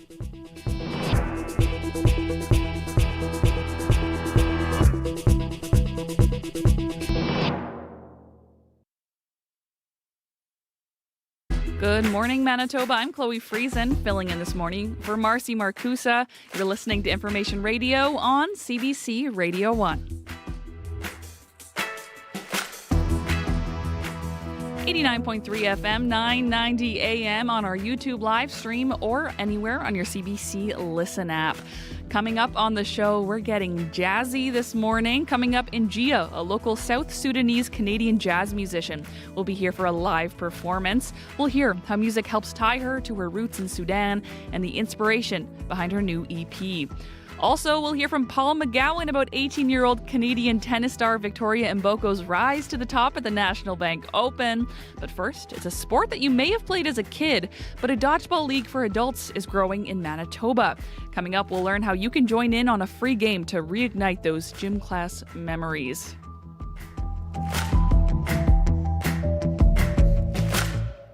But first, it's time for news headlines with Matt Humphrey. Good morning. Today is the last day of a referendum at Broken Head, Ojibwe Nation. Members are voting on a potential deal with CO Silica. The company wants to drill thousands of wells in southeastern Manitoba, not on the First Nations reserve lands. And the company is offering Broken Head a chunk of the profits, about $20 million a year once the project is underway. At the bottom of the hour, we'll hear from our reporter following the story. And a veteran Winnipeg police officer who was charged with several offenses late last year is now facing more charges, including for the distribution of a photo of a dead woman. Police officials say it's time for stronger measures to root out corrupt or criminal police officers. We'll hear more at 7:30. Thank you, Matt. Back soon. That is CBC's Matt Humphrey. Hello and good morning to the team on the show. Abby Adiemi, our technical producer, also keeping an eye on that weather forecast. Smoky out there still? Yes, I just checked the air quality health index right now. It's 10 plus in most of the affected regions where we have the warnings this morning. We're talking about smoke impacting the quality of air across most of the province from the north all the way down south, including Winnipeg, Brandon, all the way down to the Riding Mountain areas. And then we're seeing from the Pas into Thompson. The only area, as mentioned, outside is warnings. Avoiding it is Churchill. We don't have any warnings there, but there's still smoke present, but not as strong as what we're feeling in most of the affected regions. Winnipeg right now, 22 degrees. Some light rain showers spotted here and there. Skies will stay mostly cloudy today, and the air will be feeling really, really humid. Showers and thunderstorms will come and go, especially this morning and into late afternoon. Our high for today will get to 25, and then tonight showers and storms will continue even into tomorrow morning. Across southern Manitoba, from the Red River Valley region all the way down to the Parkland and Interlake region, we're seeing temperatures hover between 19 and 21 degrees right now, with rain spotted in most of the regions. We still have fog in the Brandon area and the Dauphin area. Fog and smoke is being present there, so if you're on the highway, you need to take that into consideration. We're going to see highs around 25 degrees, while up north, we're saying 8 to 17 degrees with smoky skies and period of just light rain showers here and there in the north, and the highs would get to 21 degrees. But right now, Winnipeg, we are at 22 degrees. Thank you very much, Abby. Thank you. CBC's Abby Adiemi. Hello to Sierra Sanders, our show director. Sierra, before we talk about the commute, I asked Matt about his dodgeball memories or associations. What about you? What comes up for you when you think about dodgeball? Getting pelted in the face. Oh. When I was in school, I'd get it like right in the face, and then I'd be all red after. And, you know, you hate to say it, but it was usually a young man who threw that ball at my face. That's so true. So we're going to get the details, because I don't know if headshots are allowed in this league that we're talking about from Winnipeg, Dodgeball Winnipeg. There's no rules in elementary school, unfortunately. That's so true sometimes. There's rules. I use air quotes for radio listeners. But do elementary school boys follow them? That's a great question. Not often. I feel like that theory is okay, still we're trying gonna to be we're gonna proven. get to the bottom of this. We're gonna find out if that is allowed in this league. But I like it. I don't know. The commute. The commute has been pretty quiet this morning. I haven't gotten any calls on the commuter line, so things are moving smoothly out there on your Friday commute. Maybe you're heading out to the cabin this weekend. Maybe you are just hanging out in the city. I know it's kind of tough to be outside right now with all the smoke in the air. Wherever you are, though, and however you are getting around, I'd love to hear what things are looking like out there on the road for you. Whether you are here in the city, out on the highways, I'd love to hear about it so I can let your fellow commuters know. So if you see anything that's slowing you down, give me a call on the CBC commuter line. That number is 204-788-3093.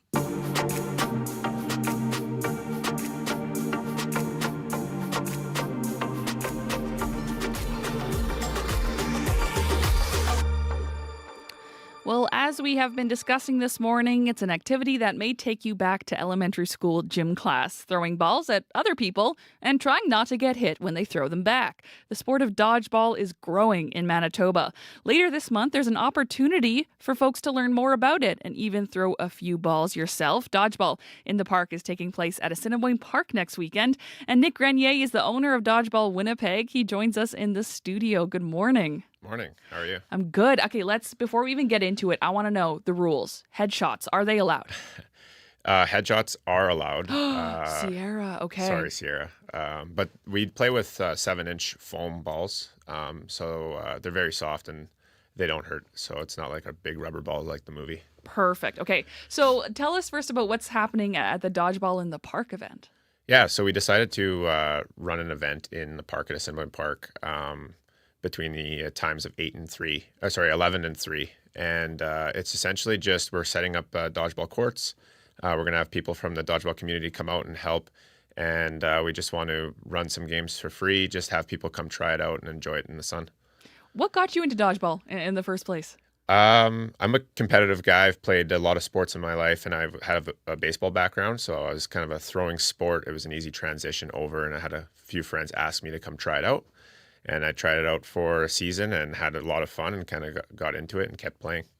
And now you're the owner of Dodgeball Winnipeg, so obviously you enjoyed the experience. Yeah, and I kept playing, 2 or 3 times a week. Started getting more into the competitive side of things. Ended up playing at nationals and at worlds. And once I got into it, like at that level, I was just kind of hooked at the competition and had the opportunity to purchase the business and been owning it for the last 2 years now. So that might surprise people that there's international level of competition when it comes to dodgeball. Yeah, it's actually growing worldwide. It's a very affordable sport to play. You just need a court and some shoes, right, and 6 balls, and off you go, right? So it's been growing across the world, and there's some competition internationally. Yeah. How have you seen it grown here in Winnipeg from when you started till now? We've been growing the league slowly. It kind of took a hit during COVID just because it's an indoor sport. But since then, people have been coming back, and it's a great sport, especially in the winter months when it's cold out and there's not a whole lot of outdoor activities you can do. It's an indoor activity that you can get some exercise with your friends.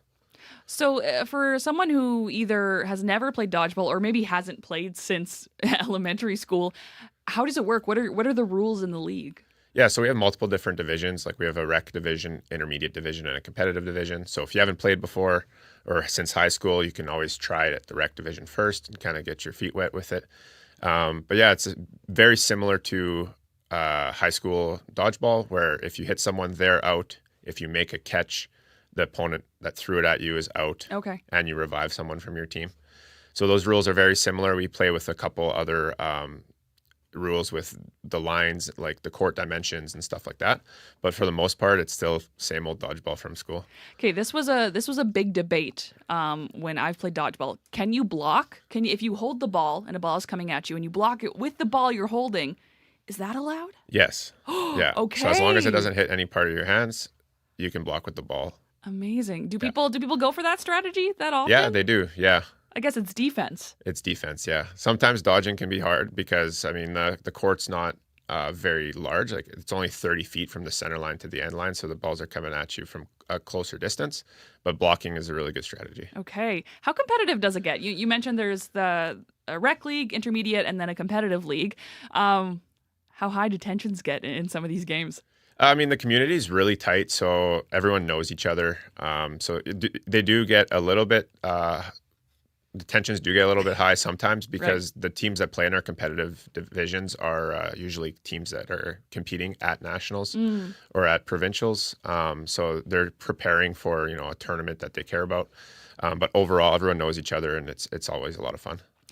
Why do you think people are gravitating towards the sport more now? You're mentioning in the wintertime it's something that is a nice option if you want to kind of stay active, but you're holding this event in the summertime. Why do you think people are kind of realizing now that dodgeball is an option here in Winnipeg? Yeah, I think it's just an easy sport to get into. You don't need to be super athletic. You don't need to have all the skills. There's just so many different skills that apply to dodgeball. Like you could be a good runner, you could be a good thrower, a good catcher, and you could always contribute to your team that way. And it's just a good team sport to get into with your friends. I think that's the main thing is people just like to get out with some friends for an hour, get a little bit of activity, and then maybe go and enjoy a couple beverages at a restaurant nearby. You know, it's kind of just a good way to get out of the house and enjoy some time with your friends. Any dodgeball career highlights or moments that you think about when you talk about dodgeball and you kind of share your experiences? Yeah, I mean, there's been a few. I've competed at nationals 4 years now. We've always medaled, but we were the first men's team outside of Ontario to win nationals in Vancouver last year. So that was a highlight moment for me. I also won a gold at Worlds in 2022 with the Canadian mixed team. Where was that held? That was held in Edmonton. Okay, yeah, you got to stay at home. That's nice. Yeah, and then I went to Austria the following Worlds, which was a really cool experience as well. So those are some highlight moments for sure. Amazing. So perhaps some folks will come to this event and maybe make their way up to your level. Yeah, I mean, there's a lot of new people that start and they enjoy it in the rec divisions, but sometimes if you have a competitive itch, you might want to move up and play at some of the best levels that we have in Winnipeg. But yeah, I'm excited for the event. I think it's great that people walking by can just jump in and try it out. If folks are interested in either coming to this event or just joining the league in general, what should they do? The event's held at Assiniboine Park. We're going to be on picnic site 18. You'll see some big nets and a lot of people around throwing balls at each other. And if they want to join the league, we have registration opens on August 11th for the fall season. The fall season is going to run from October to middle of December. So it's only 9 weeks. And that's another thing is it's not a huge commitment. You can come and try it out for 9 weeks. And if you don't like it, you can just stop, right? Or if you like it, we start a new season again in January. So it's okay, nice. Yeah, we run 4 seasons a year. Amazing. So spring, summer, winter, and fall. A lot of options for folks out there. That's awesome. Nick, thank you so much for joining us. Thanks for having me. I appreciate it. Nick Renier is the owner of Dodgeball Winnipeg. As you mentioned, Dodgeball in the Park takes place on August 16th. That's next Saturday at Assiniboine Park from 11 a.m. to 3 p.m. CBC Gem is your ultimate sports destination. It's free, it's live and on demand, and it's everything you need for a summer full of edge-of-your-seat sports action. Experience exciting leagues featuring elite athletes in the Wanda Diamond League, the new Northern Super League with top women's international and Canadian players, and a whole lot more. Watch free on CBC Gem. CBC Music, live at Massey Hall, the most iconic music venue in Canada. An absolute milestone in the careers of musicians who stand on the historic stage. And you have a front row seat. All right. A new season of episodes now available. Bahamas, The Glorious Sons, The Sadies, Field Guide, Serena Ryder, O.C. Elliott, and Chantal Kreviazek. CBC Music, live at Massey Hall. Watch free on CBC Gem. All of the frog lovers out there, it's because Winnipeg's favorite frogs are back. Crokinole and Croquette, the frog-themed children's duo made up of Mario and Brittany Lagacé, are hopping into summer with a brand new single. It's called Hop Away From Me. It was released just in time for summer. They're also leaping onto the stage at the St. Pierre-Joly Frog Follies and Agricultural Fair on August 9th. That is tomorrow. So get ready to wiggle, dance, and hop along. Here's Hop Away From Me. When I was a tadpole, my mama used to say, one day soon you're gonna grow some legs and hop away from me. And hop away from me. And one day soon you'll be singing this tune with me. When I was a tadpole, my daddy used to say, if you find a sweet lady and lay some eggs, they'll hop away from you. They'll hop away from you. And one day soon they'll be singing this tune with you.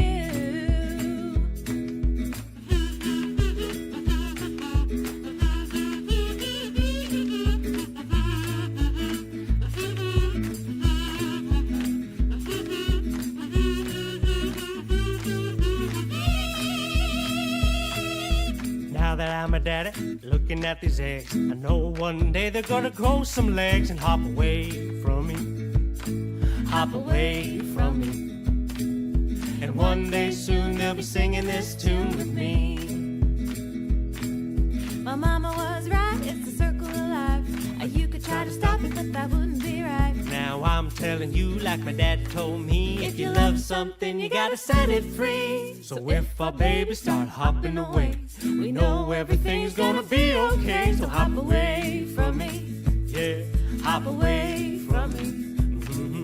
And one day soon they'll be singing this tune with me. I said one day soon they'll be singing this tune with me. That's a tune for all the kiddos listening out there, or if you're like me, just the frog lovers out there. What a great tune. That's Hop Away From Me, the latest from Crokinole and Croquette. You can catch their show at the Frog Follies in St. Pierre-Jolie this weekend. It's time now to head to Paul McGowan with sports. Good morning. Good morning, Chloe. So let's start with the Bombers. They're looking for a second straight win tomorrow night in Calgary.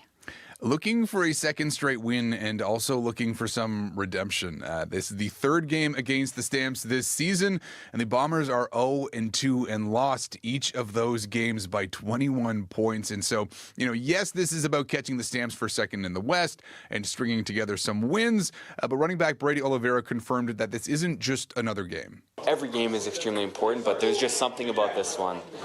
The fact that, they got us good the two outings that we had against the Stamps, it wasn't like it was a close game. Like they got us pretty good. So there's just something about going into their house this weekend, and we got to put it on them, get this thing going.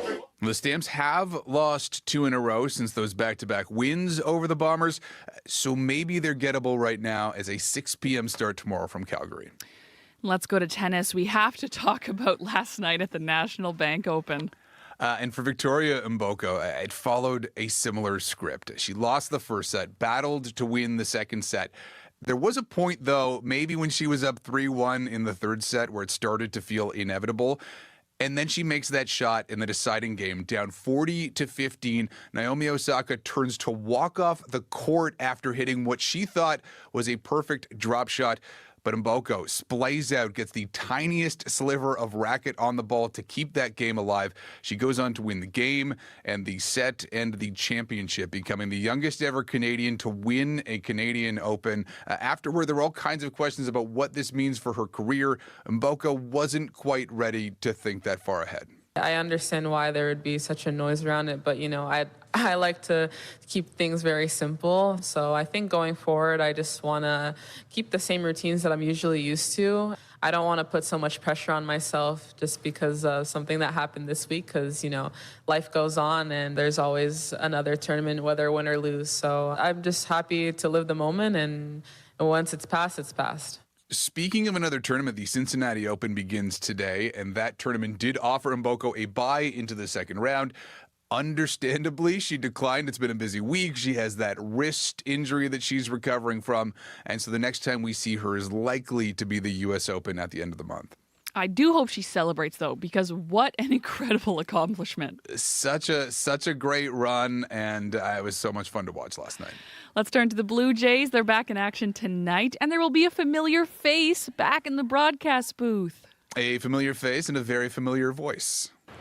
Swing and a drive. Get up, ball. Get out of here. And gone. I missed Buck Martinez and that home run call of his. He's back in the booth for this weekend series against the Dodgers. Now, he missed time a couple of seasons ago for cancer treatment. He found out earlier this year that the cancer is back. It has moved to his lungs, so he has been off again receiving treatment. And the last time that he was in the booth was 2 months ago. The Jays were a game under 500, well back in the playoff race. They're now leading the American League. So Buck Martinez returns to a very different Blue Jays ball club. Locally, a heartbreaking loss for the Goldeyes. Their starting pitcher, James Bradwell, 9 no-hit innings against the Sioux Fall Canaries. The game went to extras. Bradwell continued to pitch a no-hit the Sioux Fall Canaries through 10, but then in the 11th, after the Goldeyes had taken the lead, relief pitcher Ryder Yekiel gave up a single that ended up being the game winner. So a heartbreaking game for the Goldeyes and for Bradwell. Winnipeg back home tonight at 7 o'clock first pitch from Blue Cross Park. Thank you very much, Paul. Thanks, Chloe. That is Sports News with Paul McGowan. You're listening to Information Radio. Stay with us here. We are going to hear a live music performance. What a treat on a Friday morning here. We're going to hear some jazz music from Inia, a local South Sudanese Canadian jazz musician. We're going to hear how music helps tie her to her roots in Sudan, and more on the inspiration behind her new EP. That's just coming up after your CBC local news. This is CBC News.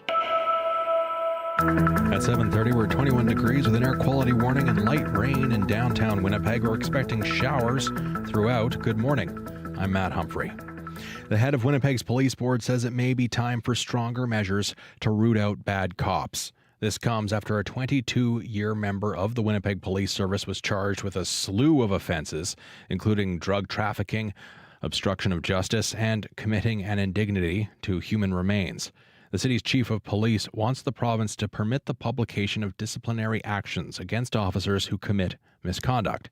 Police Board Chair Marcus Chambers says it's something the board has considered in recent years. Individuals have rights, and even police officers have rights, so we have to respect that.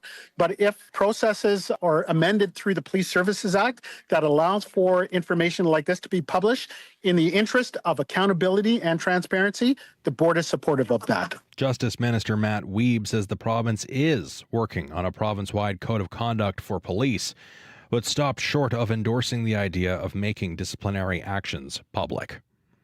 Today is the last day of a referendum at Broken Head Ojibwe Nation. Members of the band northeast of Winnipeg are voting on a partnership with sand mining company CO Silica. The CBC's Bartley Kivas has your details. Broken Head members are voting on a potential deal with CO Silica, which wants to drill thousands of wells in southeastern Manitoba, albeit not on the First Nations reserve lands.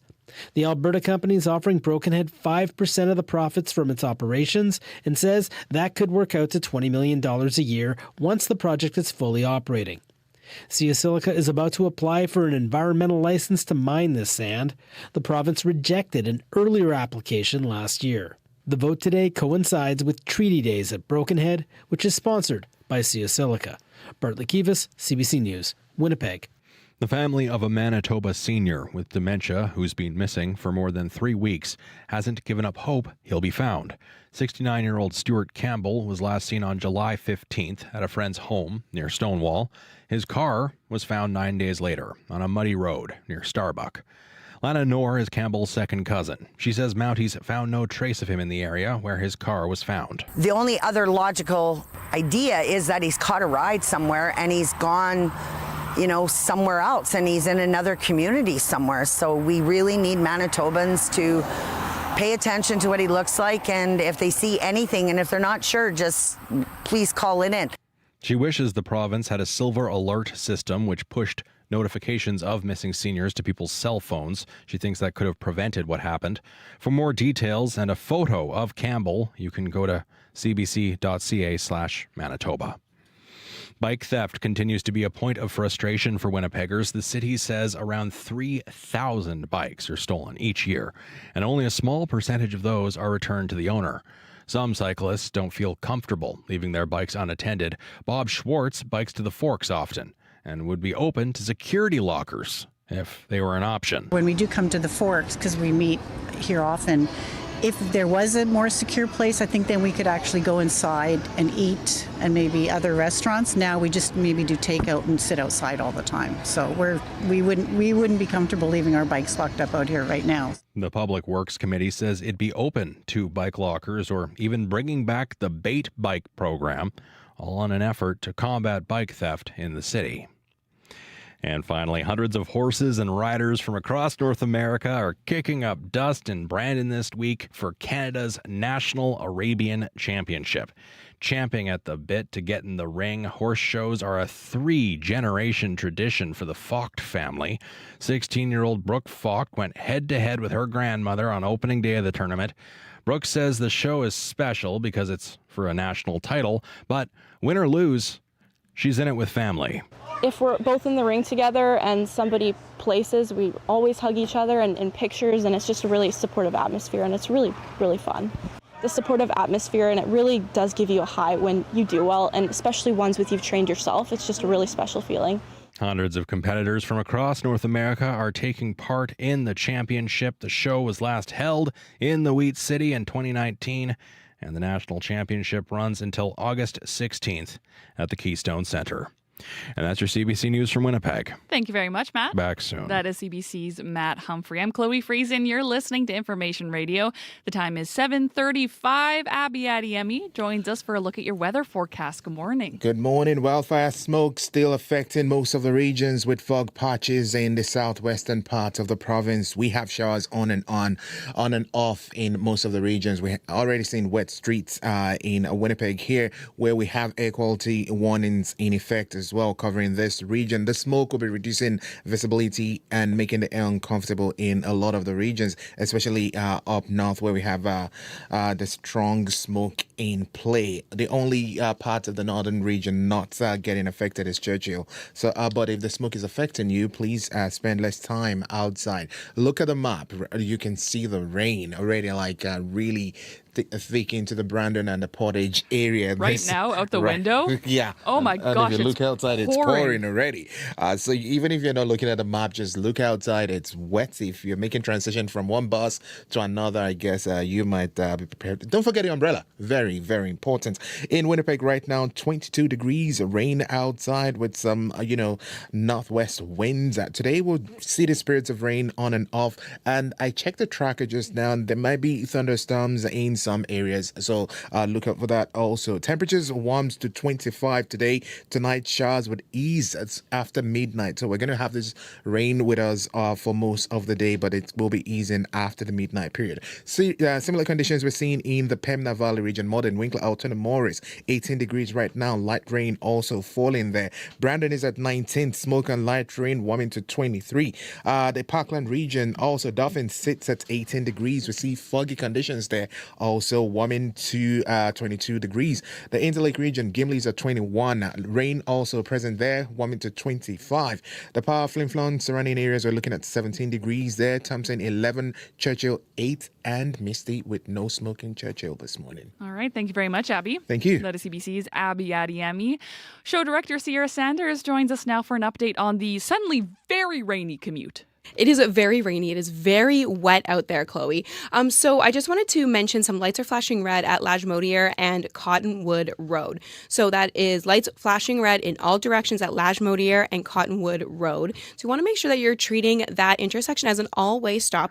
And if you're approaching that intersection at Cottonwood and Lagimodiere, that you are proceeding with caution and treating that as an all-way stop. So lights out at Lagimodiere and Cottonwood Road. And then also some construction to note.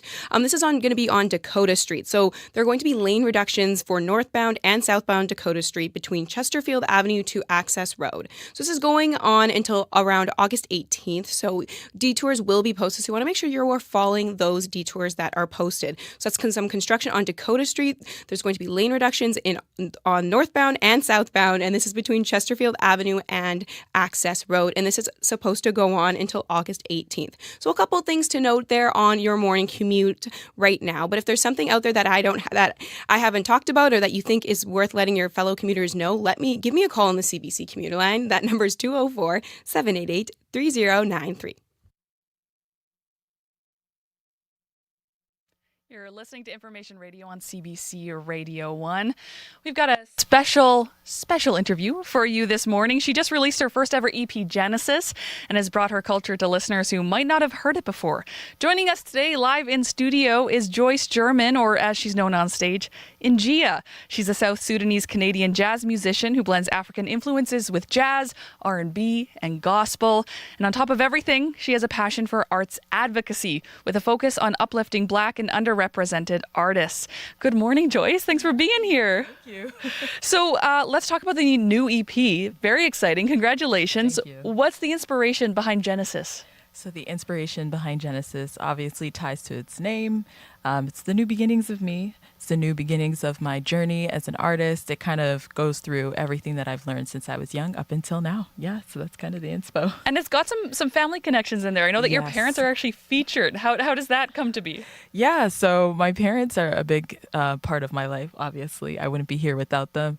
And having them a part of the project was kind of like a tribute and a homage to everything that they've done. They've been so supportive with my musical journey. So What does it sound like? Are they performing? Are they speaking? What role do they play? So my mom is actually doing some background vocals on the last track of the EP, and then she's also has a voicemail in the beginning of one of my songs called Inia, and then my dad also was reading a poem that I wrote, but in Arabic. So Oh, yeah, gorgeous. Oh, that sounds super cool. What does it mean to now have this EP out here in the world?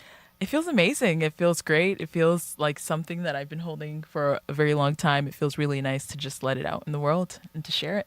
And you, besides your EP, you have lots of projects going on. It seems like a very busy person. What other projects are going along with the EP?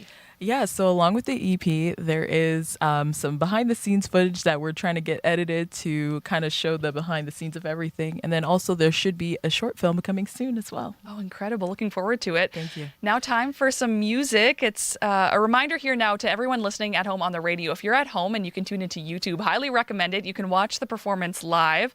This is Inia, accompanied by pianist Clement Saki with her self-titled track, Inia.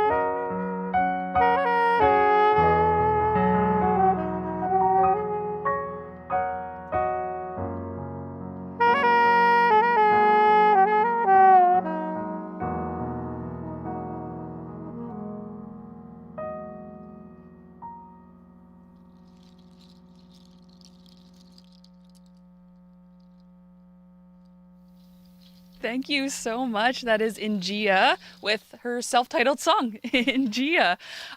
Before we continue, I just want to talk about that song itself. It was you on the saxophone, your accompanist on the piano, but there was the percussion happening at the beginning. What instrument is that? I'm sorry, I'm going to make you pick it up again. Yeah, I can pick it up again. So this instrument is kind of like, what do they call these? These are kind of like shells. It's kind of like auxiliary percussion. They're all tied together, kind of like a bracelet. It's easier for me to play with when I'm playing saxophone, so I just kind of put it on my wrist, and I just kind of put it like that. For me, I like these because I feel like it resembles some of the sounds that you might hear kind of like in the village. Back home, there might be some rain sticks and stuff like that kind of mimic the rain.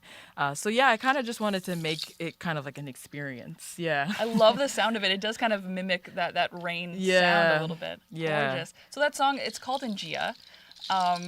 What does that name mean to you? What's the story behind the name Inia? So the story behind Inia is actually my middle name. Okay. Yeah, so it's my grandmother's name from my dad's side. It's been a name that is not legally like on my papers, but it's just my grandmother's name. It means joy, and it's in the tribal language from where I'm from in South Sudan. And then I thought about it being my artist name, so that's why I was like, oh, why don't I make it my artist name?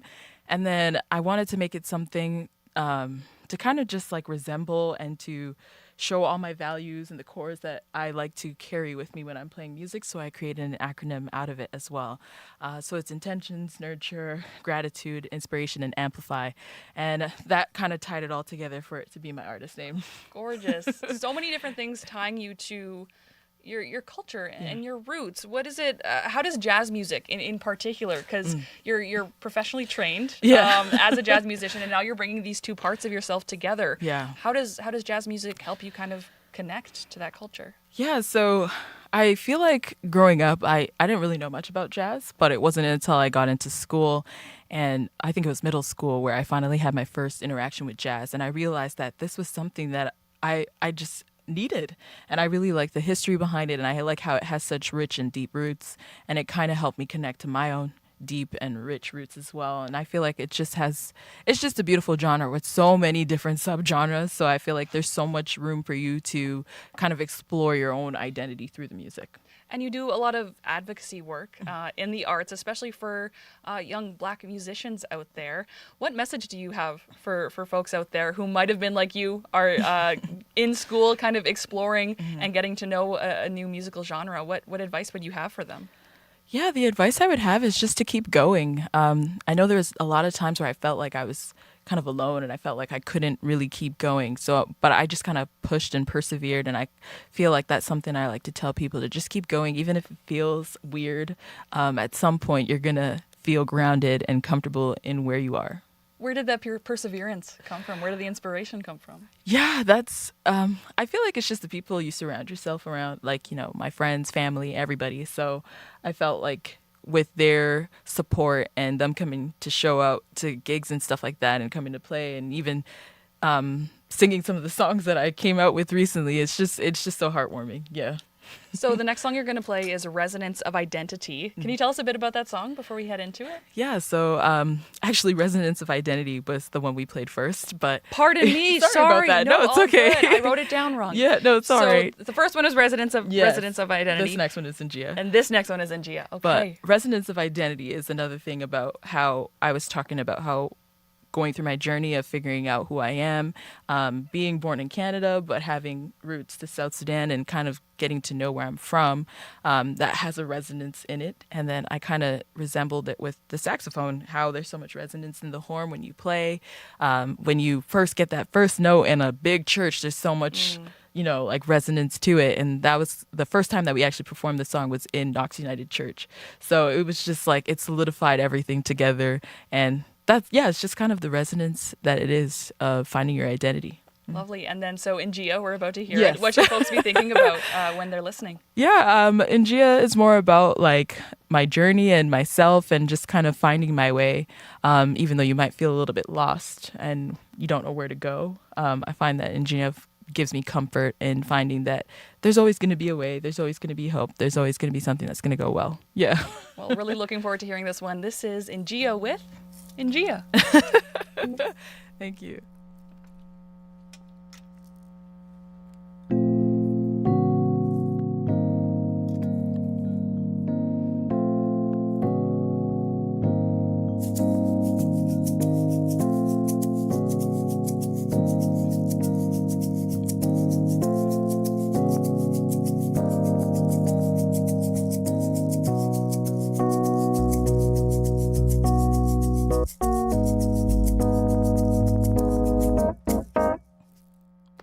Where do I go from here?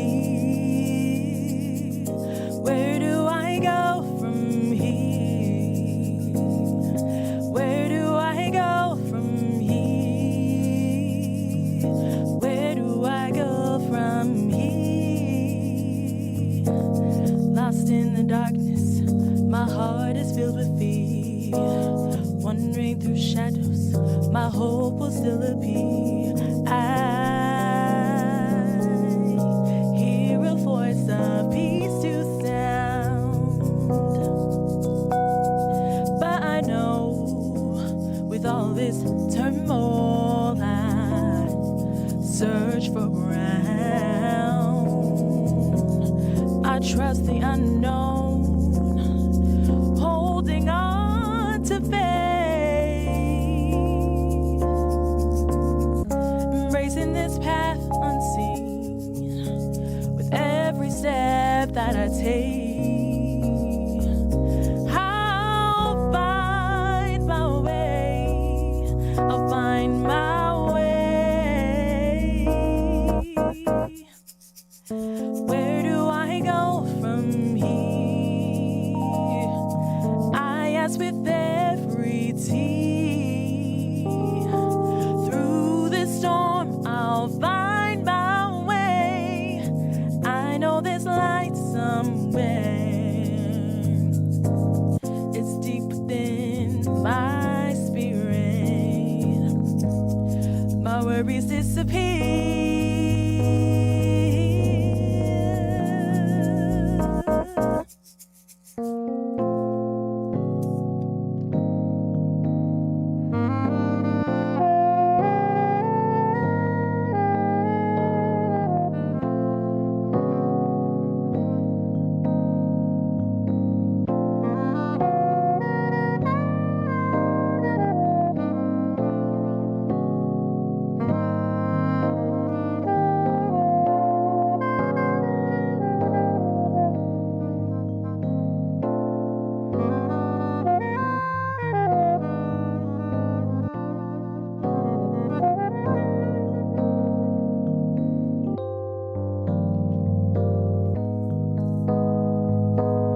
Wandering through shadows, my hope will still appear. I hear a voice of peace to sound, but I know with all this turmoil I search for ground. I trust the unknown, holding on to faith. Embracing this path unseen with every step that I take. I'll find my way. I'll find my way. Oh, where do I go from here? Where do I go from here? Oh, where do I go from here? Oh, where do I go from here? I'll find my way. I'll find my way.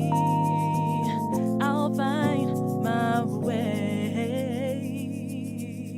I'll find my way.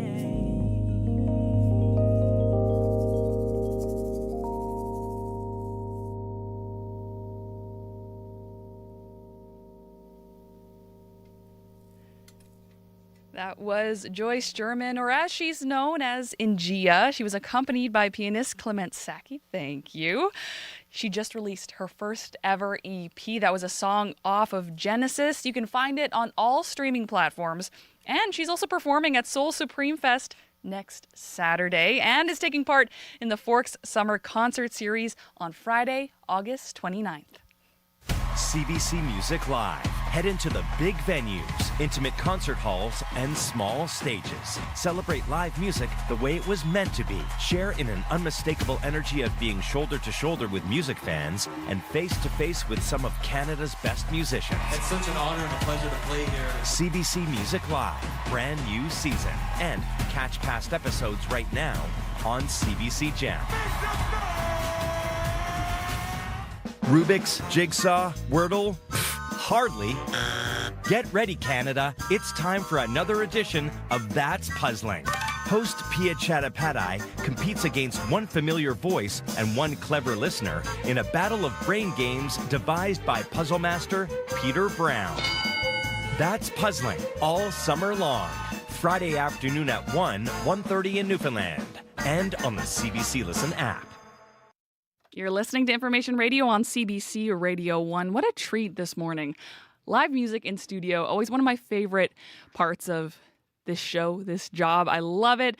Sierra Sanders, you had a hand in putting that together, so thank you. No worries. It was lovely, and it was just beautiful to hear the saxophone and her auxiliary percussion that Joyce had. Oh my goodness, it was beautiful, and Amazing. I hope people listening on their radios thought the same. Yes. Sierra, you're here to look at the commute. Yeah, just a quick reminder, lights flashing red at Lagimodiere and Cottonwood Road. So you want to make sure if you are approaching that intersection, you're treating that as an all-way stop. And if you are approaching that intersection, proceed with caution. Things might be a little slow through there. So that's lights flashing red at Lagimodiere and Cottonwood Road.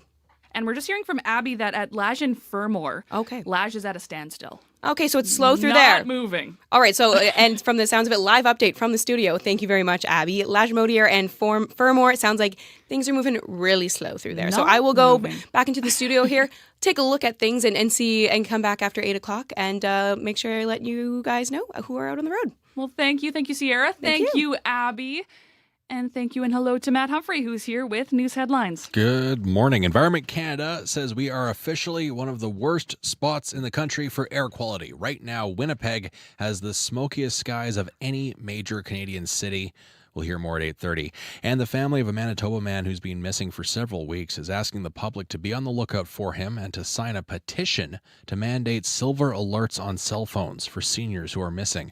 We'll hear from the cousin of missing man, Stuart Campbell, at the bottom of the hour. And you, me, everyone can see his photo at cbc.ca/Manitoba. Thank you very much, Matt. Back soon. That is CBC's Matt Humphrey. Mainly cloudy today. We're seeing that rain outside here in the city of Winnipeg. Right now at the Forks, currently 21 degrees. That air quality warning is in effect for much of the province. We're looking at 60% chance of showers or thunderstorms early this morning. We're seeing them. We're feeling them. 60% chance of showers continuing late this afternoon, so could see some more rain today. Widespread smoke continuing. Looking at a forecasted high of 25, but it's humid out there, so if we do reach that high, it'll feel more like 33. Tomorrow, looking into the weekend here in Winnipeg, mainly sunny, increasing cloudiness late in the morning, a 60% chance of showers in the afternoon, risk of a thunderstorm tomorrow, so could see some more rain on the weekend here. Wind becoming south 30, gusting to 50 in the morning, a high of 24, so a bit cooler, but humid out there, so 29 is the forecasted high with the humidity. Still to come on Information Radio, we'll meet a family whose passion binds them in the ways of the Old West. Giddy up! CBC's Jim Agapito immerses us in the sport of mounted shooting. Stay tuned for that story. Fascinating stuff. You're listening to Information Radio. World Report is next.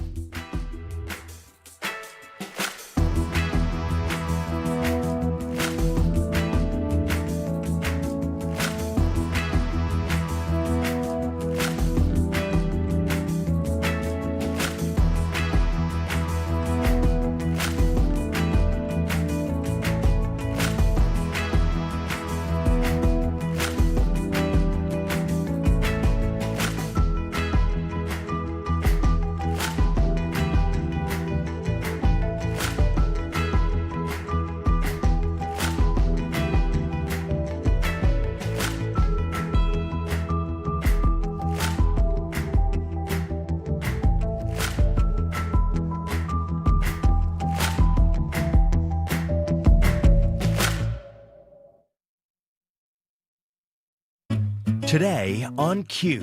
I'm Garby Bailey, sitting in for Tom Power. Award-winning Canadian playwright Kat Sandler fell in love with the story of Anne of Green Gables as a child. Anne Shirley. But if you're going to call me Anne, would you please be sure to spell it with an E? Around the same time, she fell in love with live theater. She'll be here to tell you about reimagining Anne's story for this year's Stratford Festival. Q, this morning at 10:30 in Newfoundland, and on the CBC Listen app, or wherever you get your podcasts.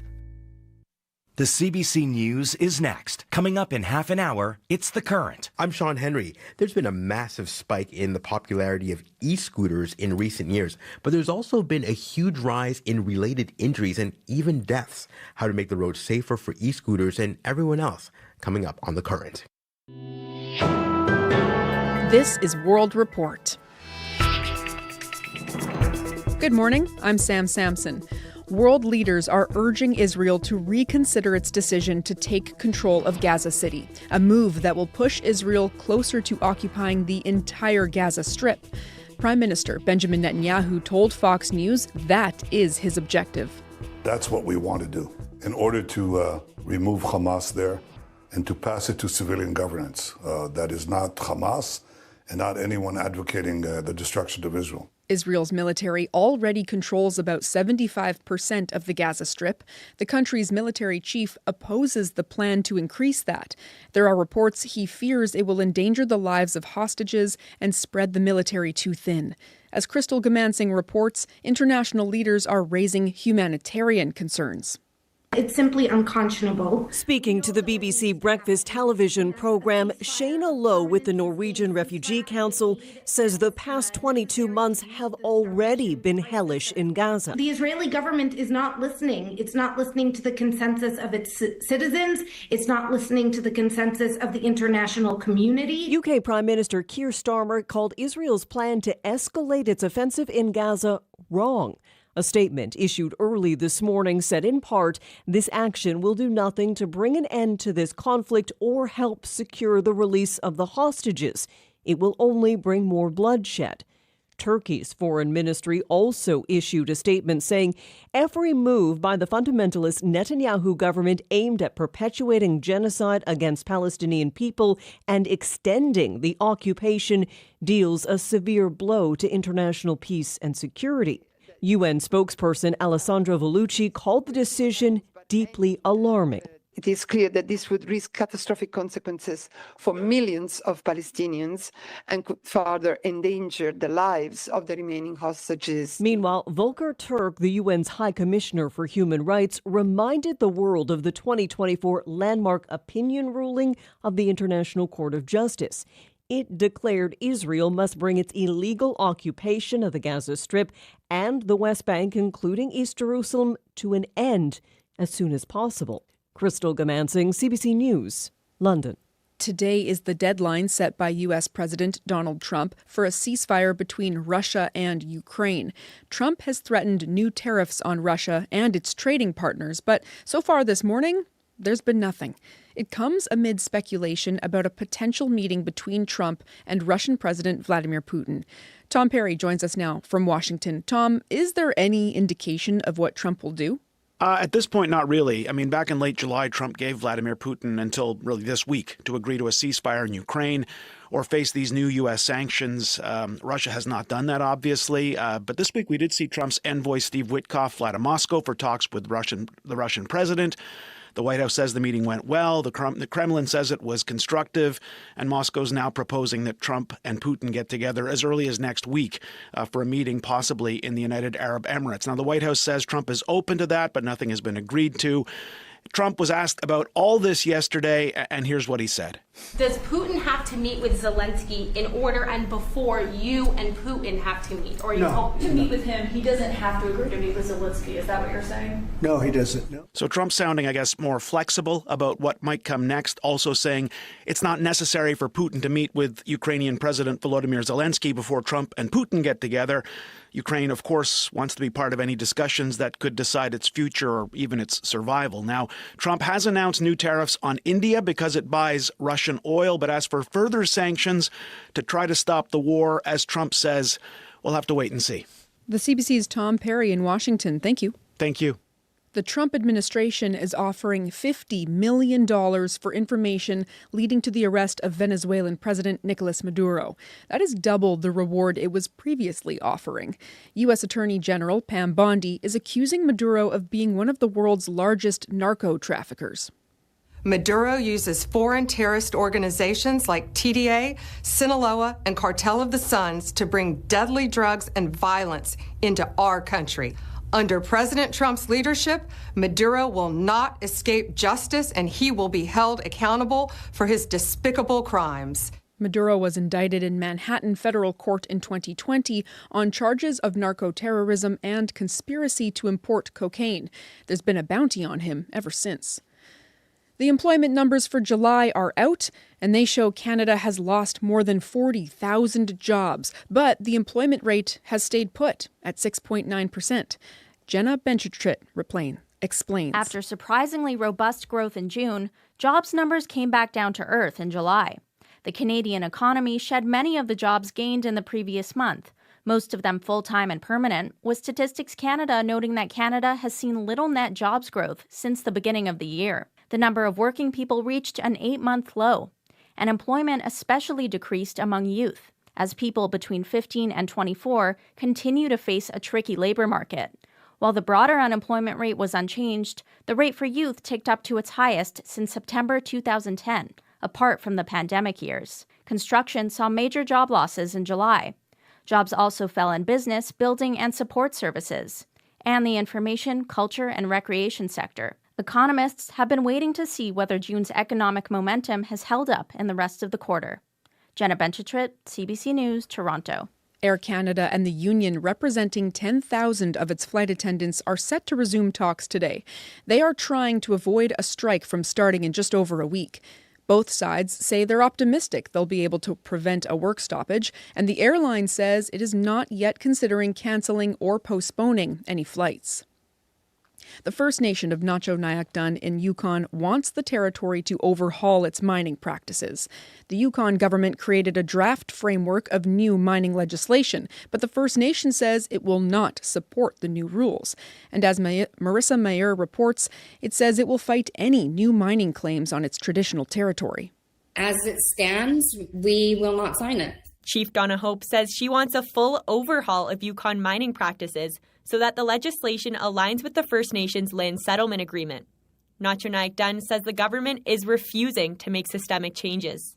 There's no confidence for us to be able to support and maintain our culture, our language, and our identity across the scape and fulfill our obligations within that final agreement that supports that. Until land settlement discussions are resolved, Hope and others from Nacho-Nayakdun say claims staked on their territory will be considered unlawful, and the First Nation says it's adopting its own mining policy. The land use planning process comes very early in our final agreements, and really it should have been completed 3 decades ago. We wouldn't be in the situation we are right now if we knew where the go and no-go zones were across the landscape. John Stryker is the Yukon Minister of Energy, Mines and Resources. He says mining companies should consult with First Nations, but that Nacho-Nayakdun's final agreement gives the Yukon government authority over non-settlement lands. The law is the law of the Yukon, and it is the existing minerals legislation until we get this new minerals legislation in place. The First Nation says it will take legal and political action against claims staked, should it need to. Marissa Mayer, CBC News, Whitehorse. Advance polls open today in the Alberta riding of Battle River Crowfoot. Polling stations will stay open until Monday for anyone who wants to cast an early ballot in the federal by-election. This is a hotly contested race, with Conservative leader Pierre Poilievre hoping to regain a seat in Parliament and more than 200 other candidates stepping up to challenge him. Instead of one long ballot, electors will have to write in the name of their preferred candidate. Canadian tennis phenomenon Victoria Emboko is basking in her victory at the National Bank Open in Montreal.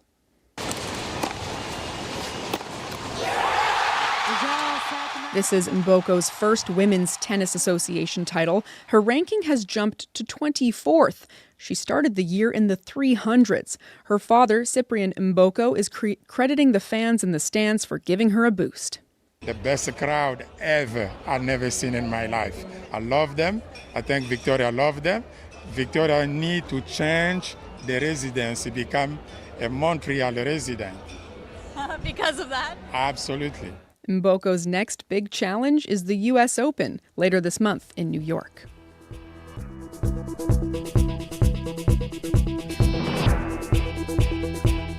That is your latest national and international news from World Report. For news anytime, go to cbcnews.ca.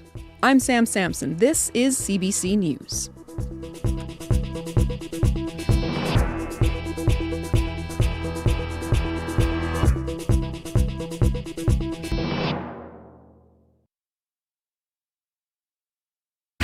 Good morning, Manitoba. I'm Chloe Friesen. You're listening to Information Radio on CBC Radio 1.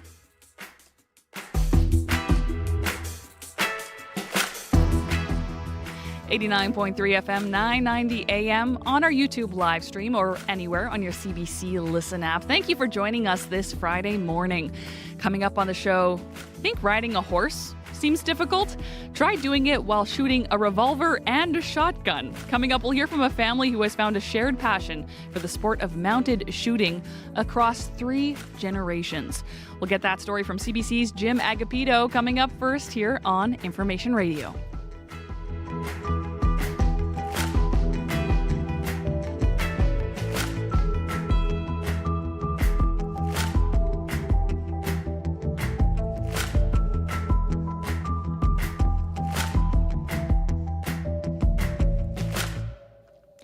But first, CBC's Matt Humphrey joins us now for a look at news headlines. Good morning. Good morning. Winnipeg police say they're investigating a recent homicide. It happened along Boyd Avenue.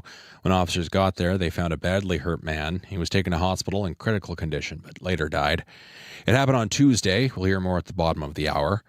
And across our province this morning, air quality is among the worst in Canada. You can smell it. Environment Canada says the Air Quality Health Index for many Winnipeg monitoring stations shows values at 10 or higher than 10, making for by far the worst air quality in any major Canadian city. It's considered very high risk today, and people should limit time outside. Thank you very much, Matt. Back at the bottom of the hour.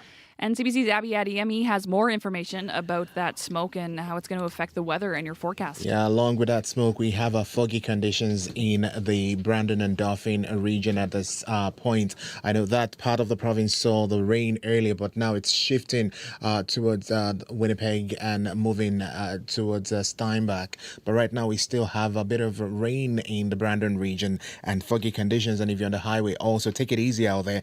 We have a bit of smoke and misty conditions in play. Winnipeg right now, 22 degrees, light rain showers still on and off outside. Along, we should be, some areas already reporting thunderstorms.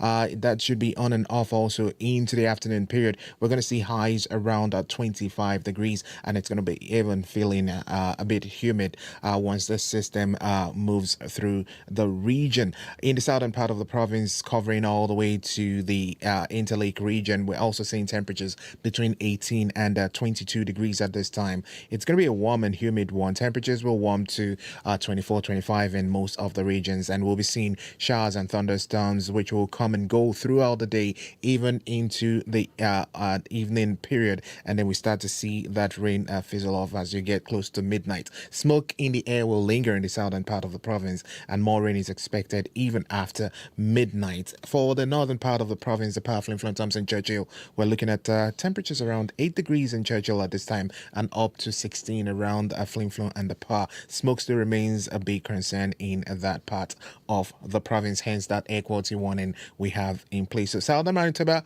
more like humid rain and smoky conditions, while the smoke concentrates in the northern part of the province. But a bit of reprieve should come for the northern regions. We might be seeing rain in the weekend and into Monday. Winnipeg right now, 21, 22. That's what we're reporting in the city. Thank you very much, Abby. Thank you. That is CBC's Abby Adiemi. Show director Sierra Sanders joins me here in the studio for a look at the commute. Good morning. Good morning, Chloe. Happy to be back. We're still seeing lights flashing red at Lagimodiere and Cottonwood. So that's the lights are flashing in all directions. And so you want to make sure if you are approaching that intersection that you are treating it as a four-way stop. You're being patient with your fellow drivers, and you're just being a little bit more careful around that intersection. So that's lights flashing red at Lagimodiere and Cottonwood. We also got a call from Craig, and he mentioned that because of this, because of the lights being out there at that intersection, it is backing up a lot on Lagimodiere. When he first called, he mentioned it was kind of parking lot-ish, and as he started to move towards, things did move just slowly. So if you are on Lagimodiere, that is probably the reason why things are moving a little slower than usual. I know that is a very busy road here in Winnipeg. So that is, again, lights flashing red at Lagimodiere and Cottonwood Road. So if that is on your commute, expect some delays there. It's moving slow, but you are moving just a little bit slower. If there's anything else getting in your way out there, we still have a little bit of time in the show. I'd love to let your fellow commuters know that something's going on out there. You can give me a call on the CBC commuter line. That number is 204-788-3093.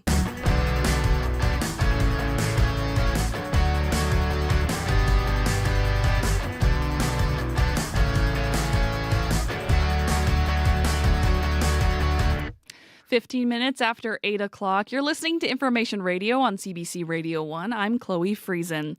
Now, riding a horse can be a challenge in itself. Now, imagine shooting a gun at the same time. That sport is called mounted shooting, and one Manitoba family has been working hard to grow the sport in our province. CBC's Jim Agapito visited Manitoba Mounted Shooting Association President Herma Zomer and her family as they practiced at their ranch in Miami, Manitoba. I'm out here at the Double Z Arena near Miami, Manitoba, checking out a sport whose legacy comes from the Old West. Saddle up and let's check it out.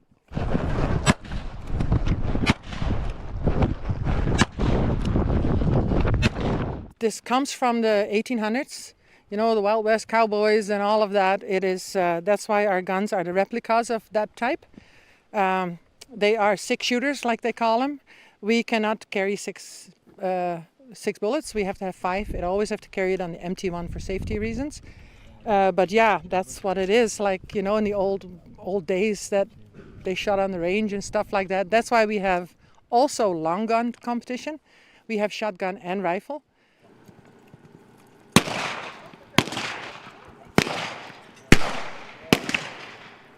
You have patterns. We shoot balloons. So you have 2 45 pistols. We shoot with blank loads. So no projectile, nothing. Everything is safe for spectator, horses, riders, whatever. We have 107 patterns to choose from. And it's a timed event. So the faster you can do it with the least missed balloons usually will win it. So it is very an adrenaline rushing sport because it's you and your horse against time. And accuracy. So it's something you wouldn't shoot alive, no. Never shoot a live round. For one thing, we are not allowed to have live ammunition on us per our license and our transport permit. So we don't even own live ammunition for these guns. So we have to stay further away from the fence. So even if there's somebody watching right at the fence, we should not be able to hit them. Herma, I gotta ask, how did you get into a sport like this? I didn't start this. It was my husband actually that started this. We had a friend from team penning. We were team penning, and he started talking to my husband about this mounted shooting. And I thought, well, that's weird. Like, who's going to shoot a gun off a horse? I thought it was really not that great. And of course, my husband, John Wayne, came to life, and he was like, yeah, let's try this. So we pulled a horse out of the pasture, never been exposed to gunfire, and away he went. And I loaded guns, and I thought, man, this is quite boring. I didn't see the fun in it really until he took my horse, and I tried it once, and I was absolutely hooked. The next day I was out at Cabela's buying my guns, buying all my gear, and we've never looked back. So, yeah. And I know that this is a family event because obviously your daughter, your granddaughter, your husband got you into this. Tell me about that. It's like, that must mean something to have the entire family doing the sport. Well, my daughter didn't really, she could always ride a horse. She's a very good horse rider, but she's never done this. And she used to be in junior rifle when she was younger, so she always knew how to shoot a gun. And So we told her, we have a practice, let's come out and let's try it. And yeah, she was hooked too right away. And then the kids, same thing, like they thought this was something else. And they start with cap guns and, they can go as fast and as slow as they want. They don't shoot balloons and they just ride the course like we do. They have to look at the balloons and aim at the balloons, otherwise they get penalties, same as we do. The whole family started, so it's not just us. There's a lot of families that kids, grandkids are in this sport all together. So that's what makes it fun to go down the road actually with your whole family. How big of a sport is this? In the U.S., it's really big. Our organization is from the U.S. We have a world championship in Amarillo, Texas in October. When you compete for points. So you have to have a certain amount of points to be eligible to qualify to go to the world championship. What we run here in Canada is identical to what we run in the States. The only difference is our wranglers. Here they cannot shoot until they're 18 years of age and have an RPAL. Down there, they're 12 years old and they shoot. Right now, it is really hard to find a way to get new people interested in the sport. Due to our gun laws, they cannot buy the guns right now. So it is we're hoping that one day that will be open again. So we try to keep this going as long as we can. And yeah, our competitions, we do need people from other provinces to come just to make it worthwhile to put on a competition. So it's a bit tough right now, but we're not quitting. So my name's Jose McEwen and I do mounted shooting. My mom made me go to one practice and I was hooked, and then my son started doing it, and then my daughter started doing it. So it's like a big family affair now. And yeah, and now I'm hooked. Done everything from barrels to jumping with horses, and this is by far the biggest adrenaline rush I've ever had. If you have a clean run where you hit all 10 balloons and you get everything at a fast time and you hear that new fast time, that adrenaline is just crazy. So that's, yeah. And have you gotten that before? Yes, multiple times. Between my dad, myself, and my daughter, we got a pretty heated family competition going on. We always try to beat one another, and you always hear about it if they beat you, so it's pretty fun. And it just pushes you to get better. My name is Ava McEwen. I'm 16 and I do mounted shooting. Oh, it's super fun. I love the competition, and I love just being with my family and getting to do something so fun with them. Okay, you just said the competition, and it's obvious the entire family is competitive against each other, trying to beat each other's scores. What's that like for you? It's mostly just pushing me to be my best and just trying to do better and just get better with riding and with just practicing everything, because I love this sport so much and it's so much fun and I love getting better at it. That was CBC's Jim Agapito at the Double Z Arena in Miami, Manitoba. If you want to see Herma and her family mounted shoot, you can catch them this weekend at the Catfish Showdown. It's a free event at the Selkirk Rodeo Grounds. You're listening to Information Radio on CBC Radio 1. The time is 8:22.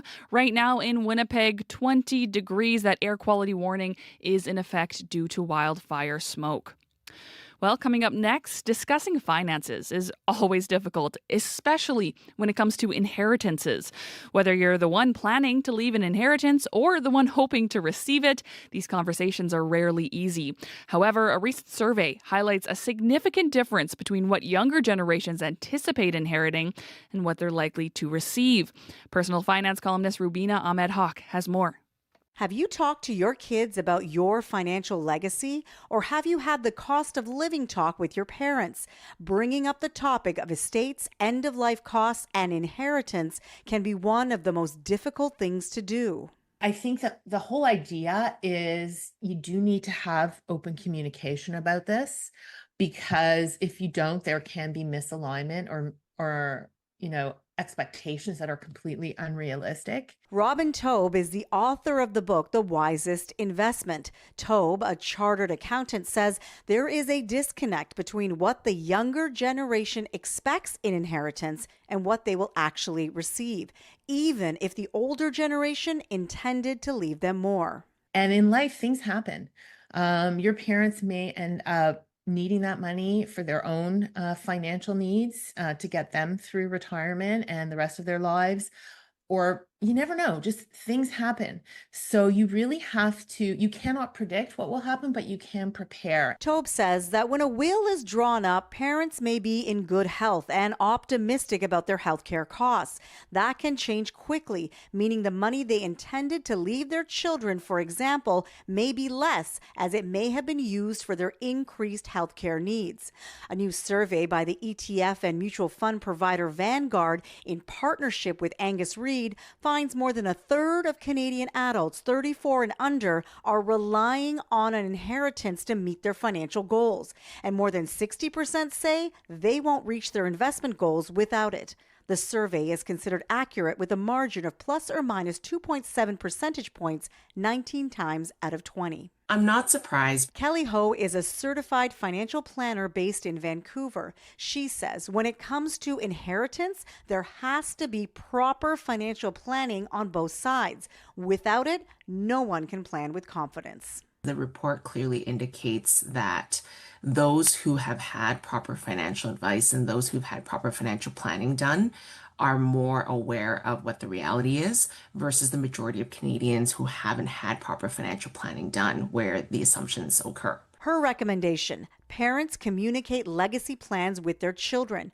Also, meet with a financial planner to go through different scenarios so that those numbers are realistic.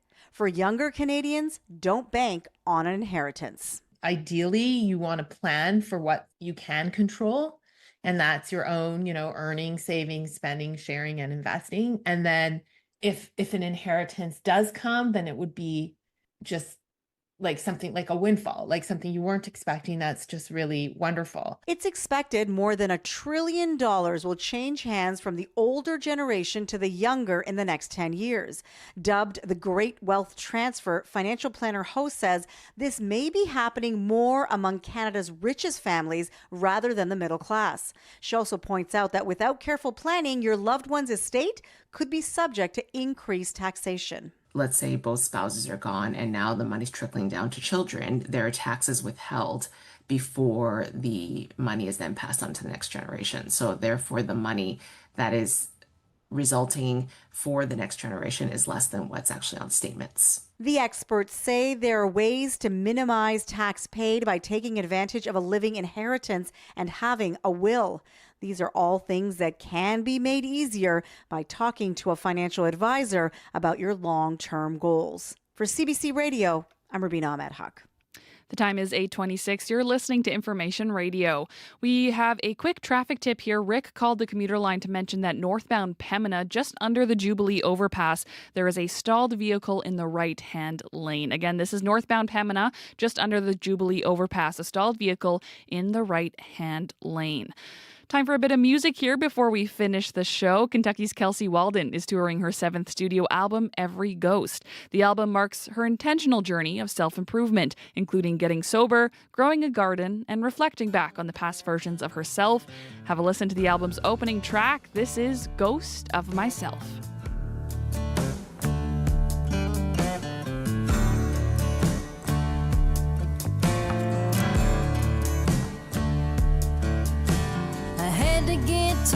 So I could get wise. I've been 1,000 women in my own time.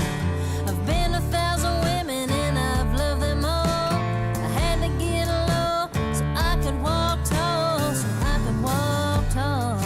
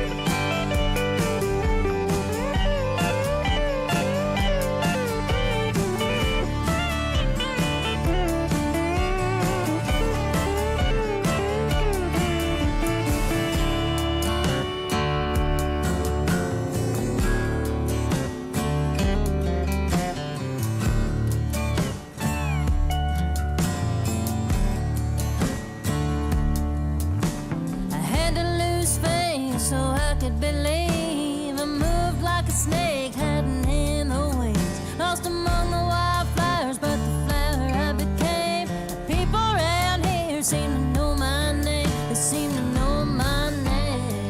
And that name is Kelsey Walden, and that is Ghost of Myself here on Information Radio. Still to come on Radio Noon, the loss of Hudson's Bay stores across Canada has left massive empty spaces in many malls. Today on Radio Noon, we're asking you, what do you want to see fill those spaces? More stores, maybe a movie theater, indoor park? You can give us a call on Radio Noon and join the conversation after 12:30 today on Radio Noon with Marjorie Dowhouse. It's time now for your CBC News. This is CBC News. At 8:30, we're at 20 degrees with an air quality warning and rain in downtown Winnipeg. We are expecting showers throughout the morning. Good morning. I'm Matt Humphrey. Winnipeg police say they're investigating a homicide which happened on Tuesday night. Police were called to Boyd Avenue for reports of an unresponsive man. When they got there, they found 26-year-old Braden Kietkowski badly hurt. They say they tried saving him and took him to hospital in critical condition, but he later died. The homicide unit has taken over the investigation. Air quality across much of Manitoba is among the worst in Canada this morning, as thick wildfire smoke blankets the province. Environment and Climate Change Canada's Air Quality Health Index shows values of 10 or higher at several Winnipeg monitoring sites. That's by far the worst of any major Canadian city today and is considered very high risk. Meteorologist Kian Kukalski says an air quality warning remains in effect and people should limit time outside. With all the smoke that's already still basically hovering around the area in the prairies right now, it's really just kind of lingering there, and with more smoke being brought into the atmosphere by these fires, it's really just going to continue to add to the situation. Parts of northern Saskatchewan and one monitoring site in northern Ontario have air quality worse than Winnipeg. The city's experiencing its smokiest year on record, topping the previous record set back in 1961. Winnipeg's police chief is asking the province for help ensuring criminals don't have a place in the police department.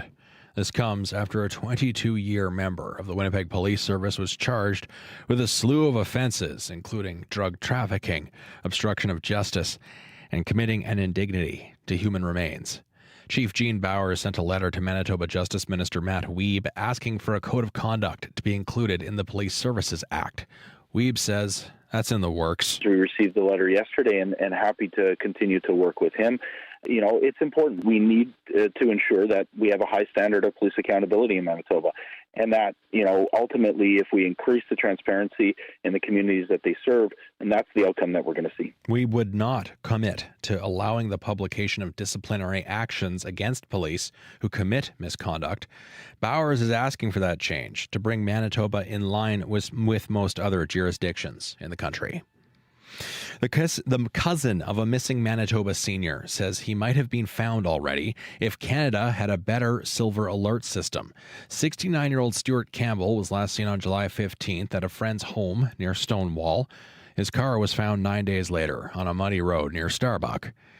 Lana Knorr says her second cousin suffers from dementia, and she suspects he may have hitched a ride with a passing motorist after running out of gas. She wishes Canada had a system in place which sent out cell phone alerts when vulnerable people go missing. It's extremely important for everywhere in Canada to have that, not just Manitoba, because I believe that if we had had that alert, we probably would have had better results of Stuart and where he is. Knorr says Stuart's family hasn't given up hope. He'll be found. You can see his photo at cbc.ca/Manitoba. As you've been hearing, advance polls open today in the Alberta riding of Battle River Crowfoot. Polling stations will stay open until Monday for anyone who wants to cast an early ballot in this federal by-election. It is a hotly contested race, with Conservative leader Pierre Poilievre hoping to regain a seat in Parliament and more than 200 other Canadians stepping up to challenge him. Instead of a long ballot, one big long ballot, electors will have to write in the name of their preferred candidate. Again, that's 200 other candidates running against him. Hundreds of horses and riders from across North America are kicking up dust in Brandon this week for Canada's National Arabian Championship. Around 340 horses are expected to compete in hundreds of classes at the Keystone Centre. It's the first time the national event has returned to Brandon since 2019. Show director Merle Popowell says it's a chance for national champions to be crowned. Whenever you can travel that far and pull off a national championship, it's worth the travel. And those same people will be at U.S. Nationals, so it's not that they're coming with a second layer of horses. They're coming with their same group that they'll show at U.S. Nationals. The championship runs until August 16th in the Wheat City. Popplewell says it's free to the public to attend. And that's your CBC News from Winnipeg. Thank you very much, Matt. Thanks for the morning, Chloe. You too. Have a great weekend. That is CBC's Matt Humphrey, who I'm sure will have a very good weekend. I hope so. Sierra, one last look at the commute. One last look at the commute on this rainy Friday morning. Not really the weather that you kind of want to send you off to the weekend, but that's okay. We always need rain. We always need rain. I kind of love a cozy start to the weekend. That's what I was saying. And then when Give we me had a the jazz book, give me music some earlier. rain, some jazz. Oh, ooh, perfect. Yeah, when I was listening to the music performance about an hour ago, I was envisioning myself laying in bed, if I'm honest. So You can listen to it again later. I could, the new actually. EP is out from Exactly. Ingia. Yeah. Waking up at Cue it 3:30 up in the morning. anytime. Yeah, sometimes you just need a little bit of bed. Back to the commute really quickly before we send you off on your weekend. Rick called about a stalled vehicle in the right-hand lane northbound Pembina just under the Jubilee overpass. So you want to make sure you are keeping left to pass there. So that's northbound Pembina underneath the Jubilee overpass. And good news, lights are fixed at Lage, Modier, and Cottonwood. So things should be moving along there. Lights are back in order. But alas, just because one thing gets fixed doesn't mean everything else is fixed. Lights are out at Sherbrooke and Williams, so make sure you're treating that as a 4-way stop. And I hope everyone has a lovely weekend. Thank you so much, Sierra, for the week. Thank you, Chloe. Abby Adiami, one last look at the weather. Smoke, poor air quality, and foggy conditions in the southwestern part of the province. We have rain in most of the southern regions, while the north is seeing smoke. We should be seeing rain tomorrow in the northern part of the province, so sit tight, people. Winnipeg 22, we're heading to a high of 25. Thank you very much. Thank you. And thank you to the whole team in Current Affairs: Corey Funk, Abby Adiemi, Calcutta Mulugeta, Sierra Sanders, Shidi Akuma, May McKillop, Marshall Hodgins, Dylan Longhurst, Issa Kixon, Bruce Layden, Channelie Vidal, Jim Agapito. Thanks to Nadia Kidwai. And thank you to the whole team on the show. Azika Abdelatif on our YouTube live stream.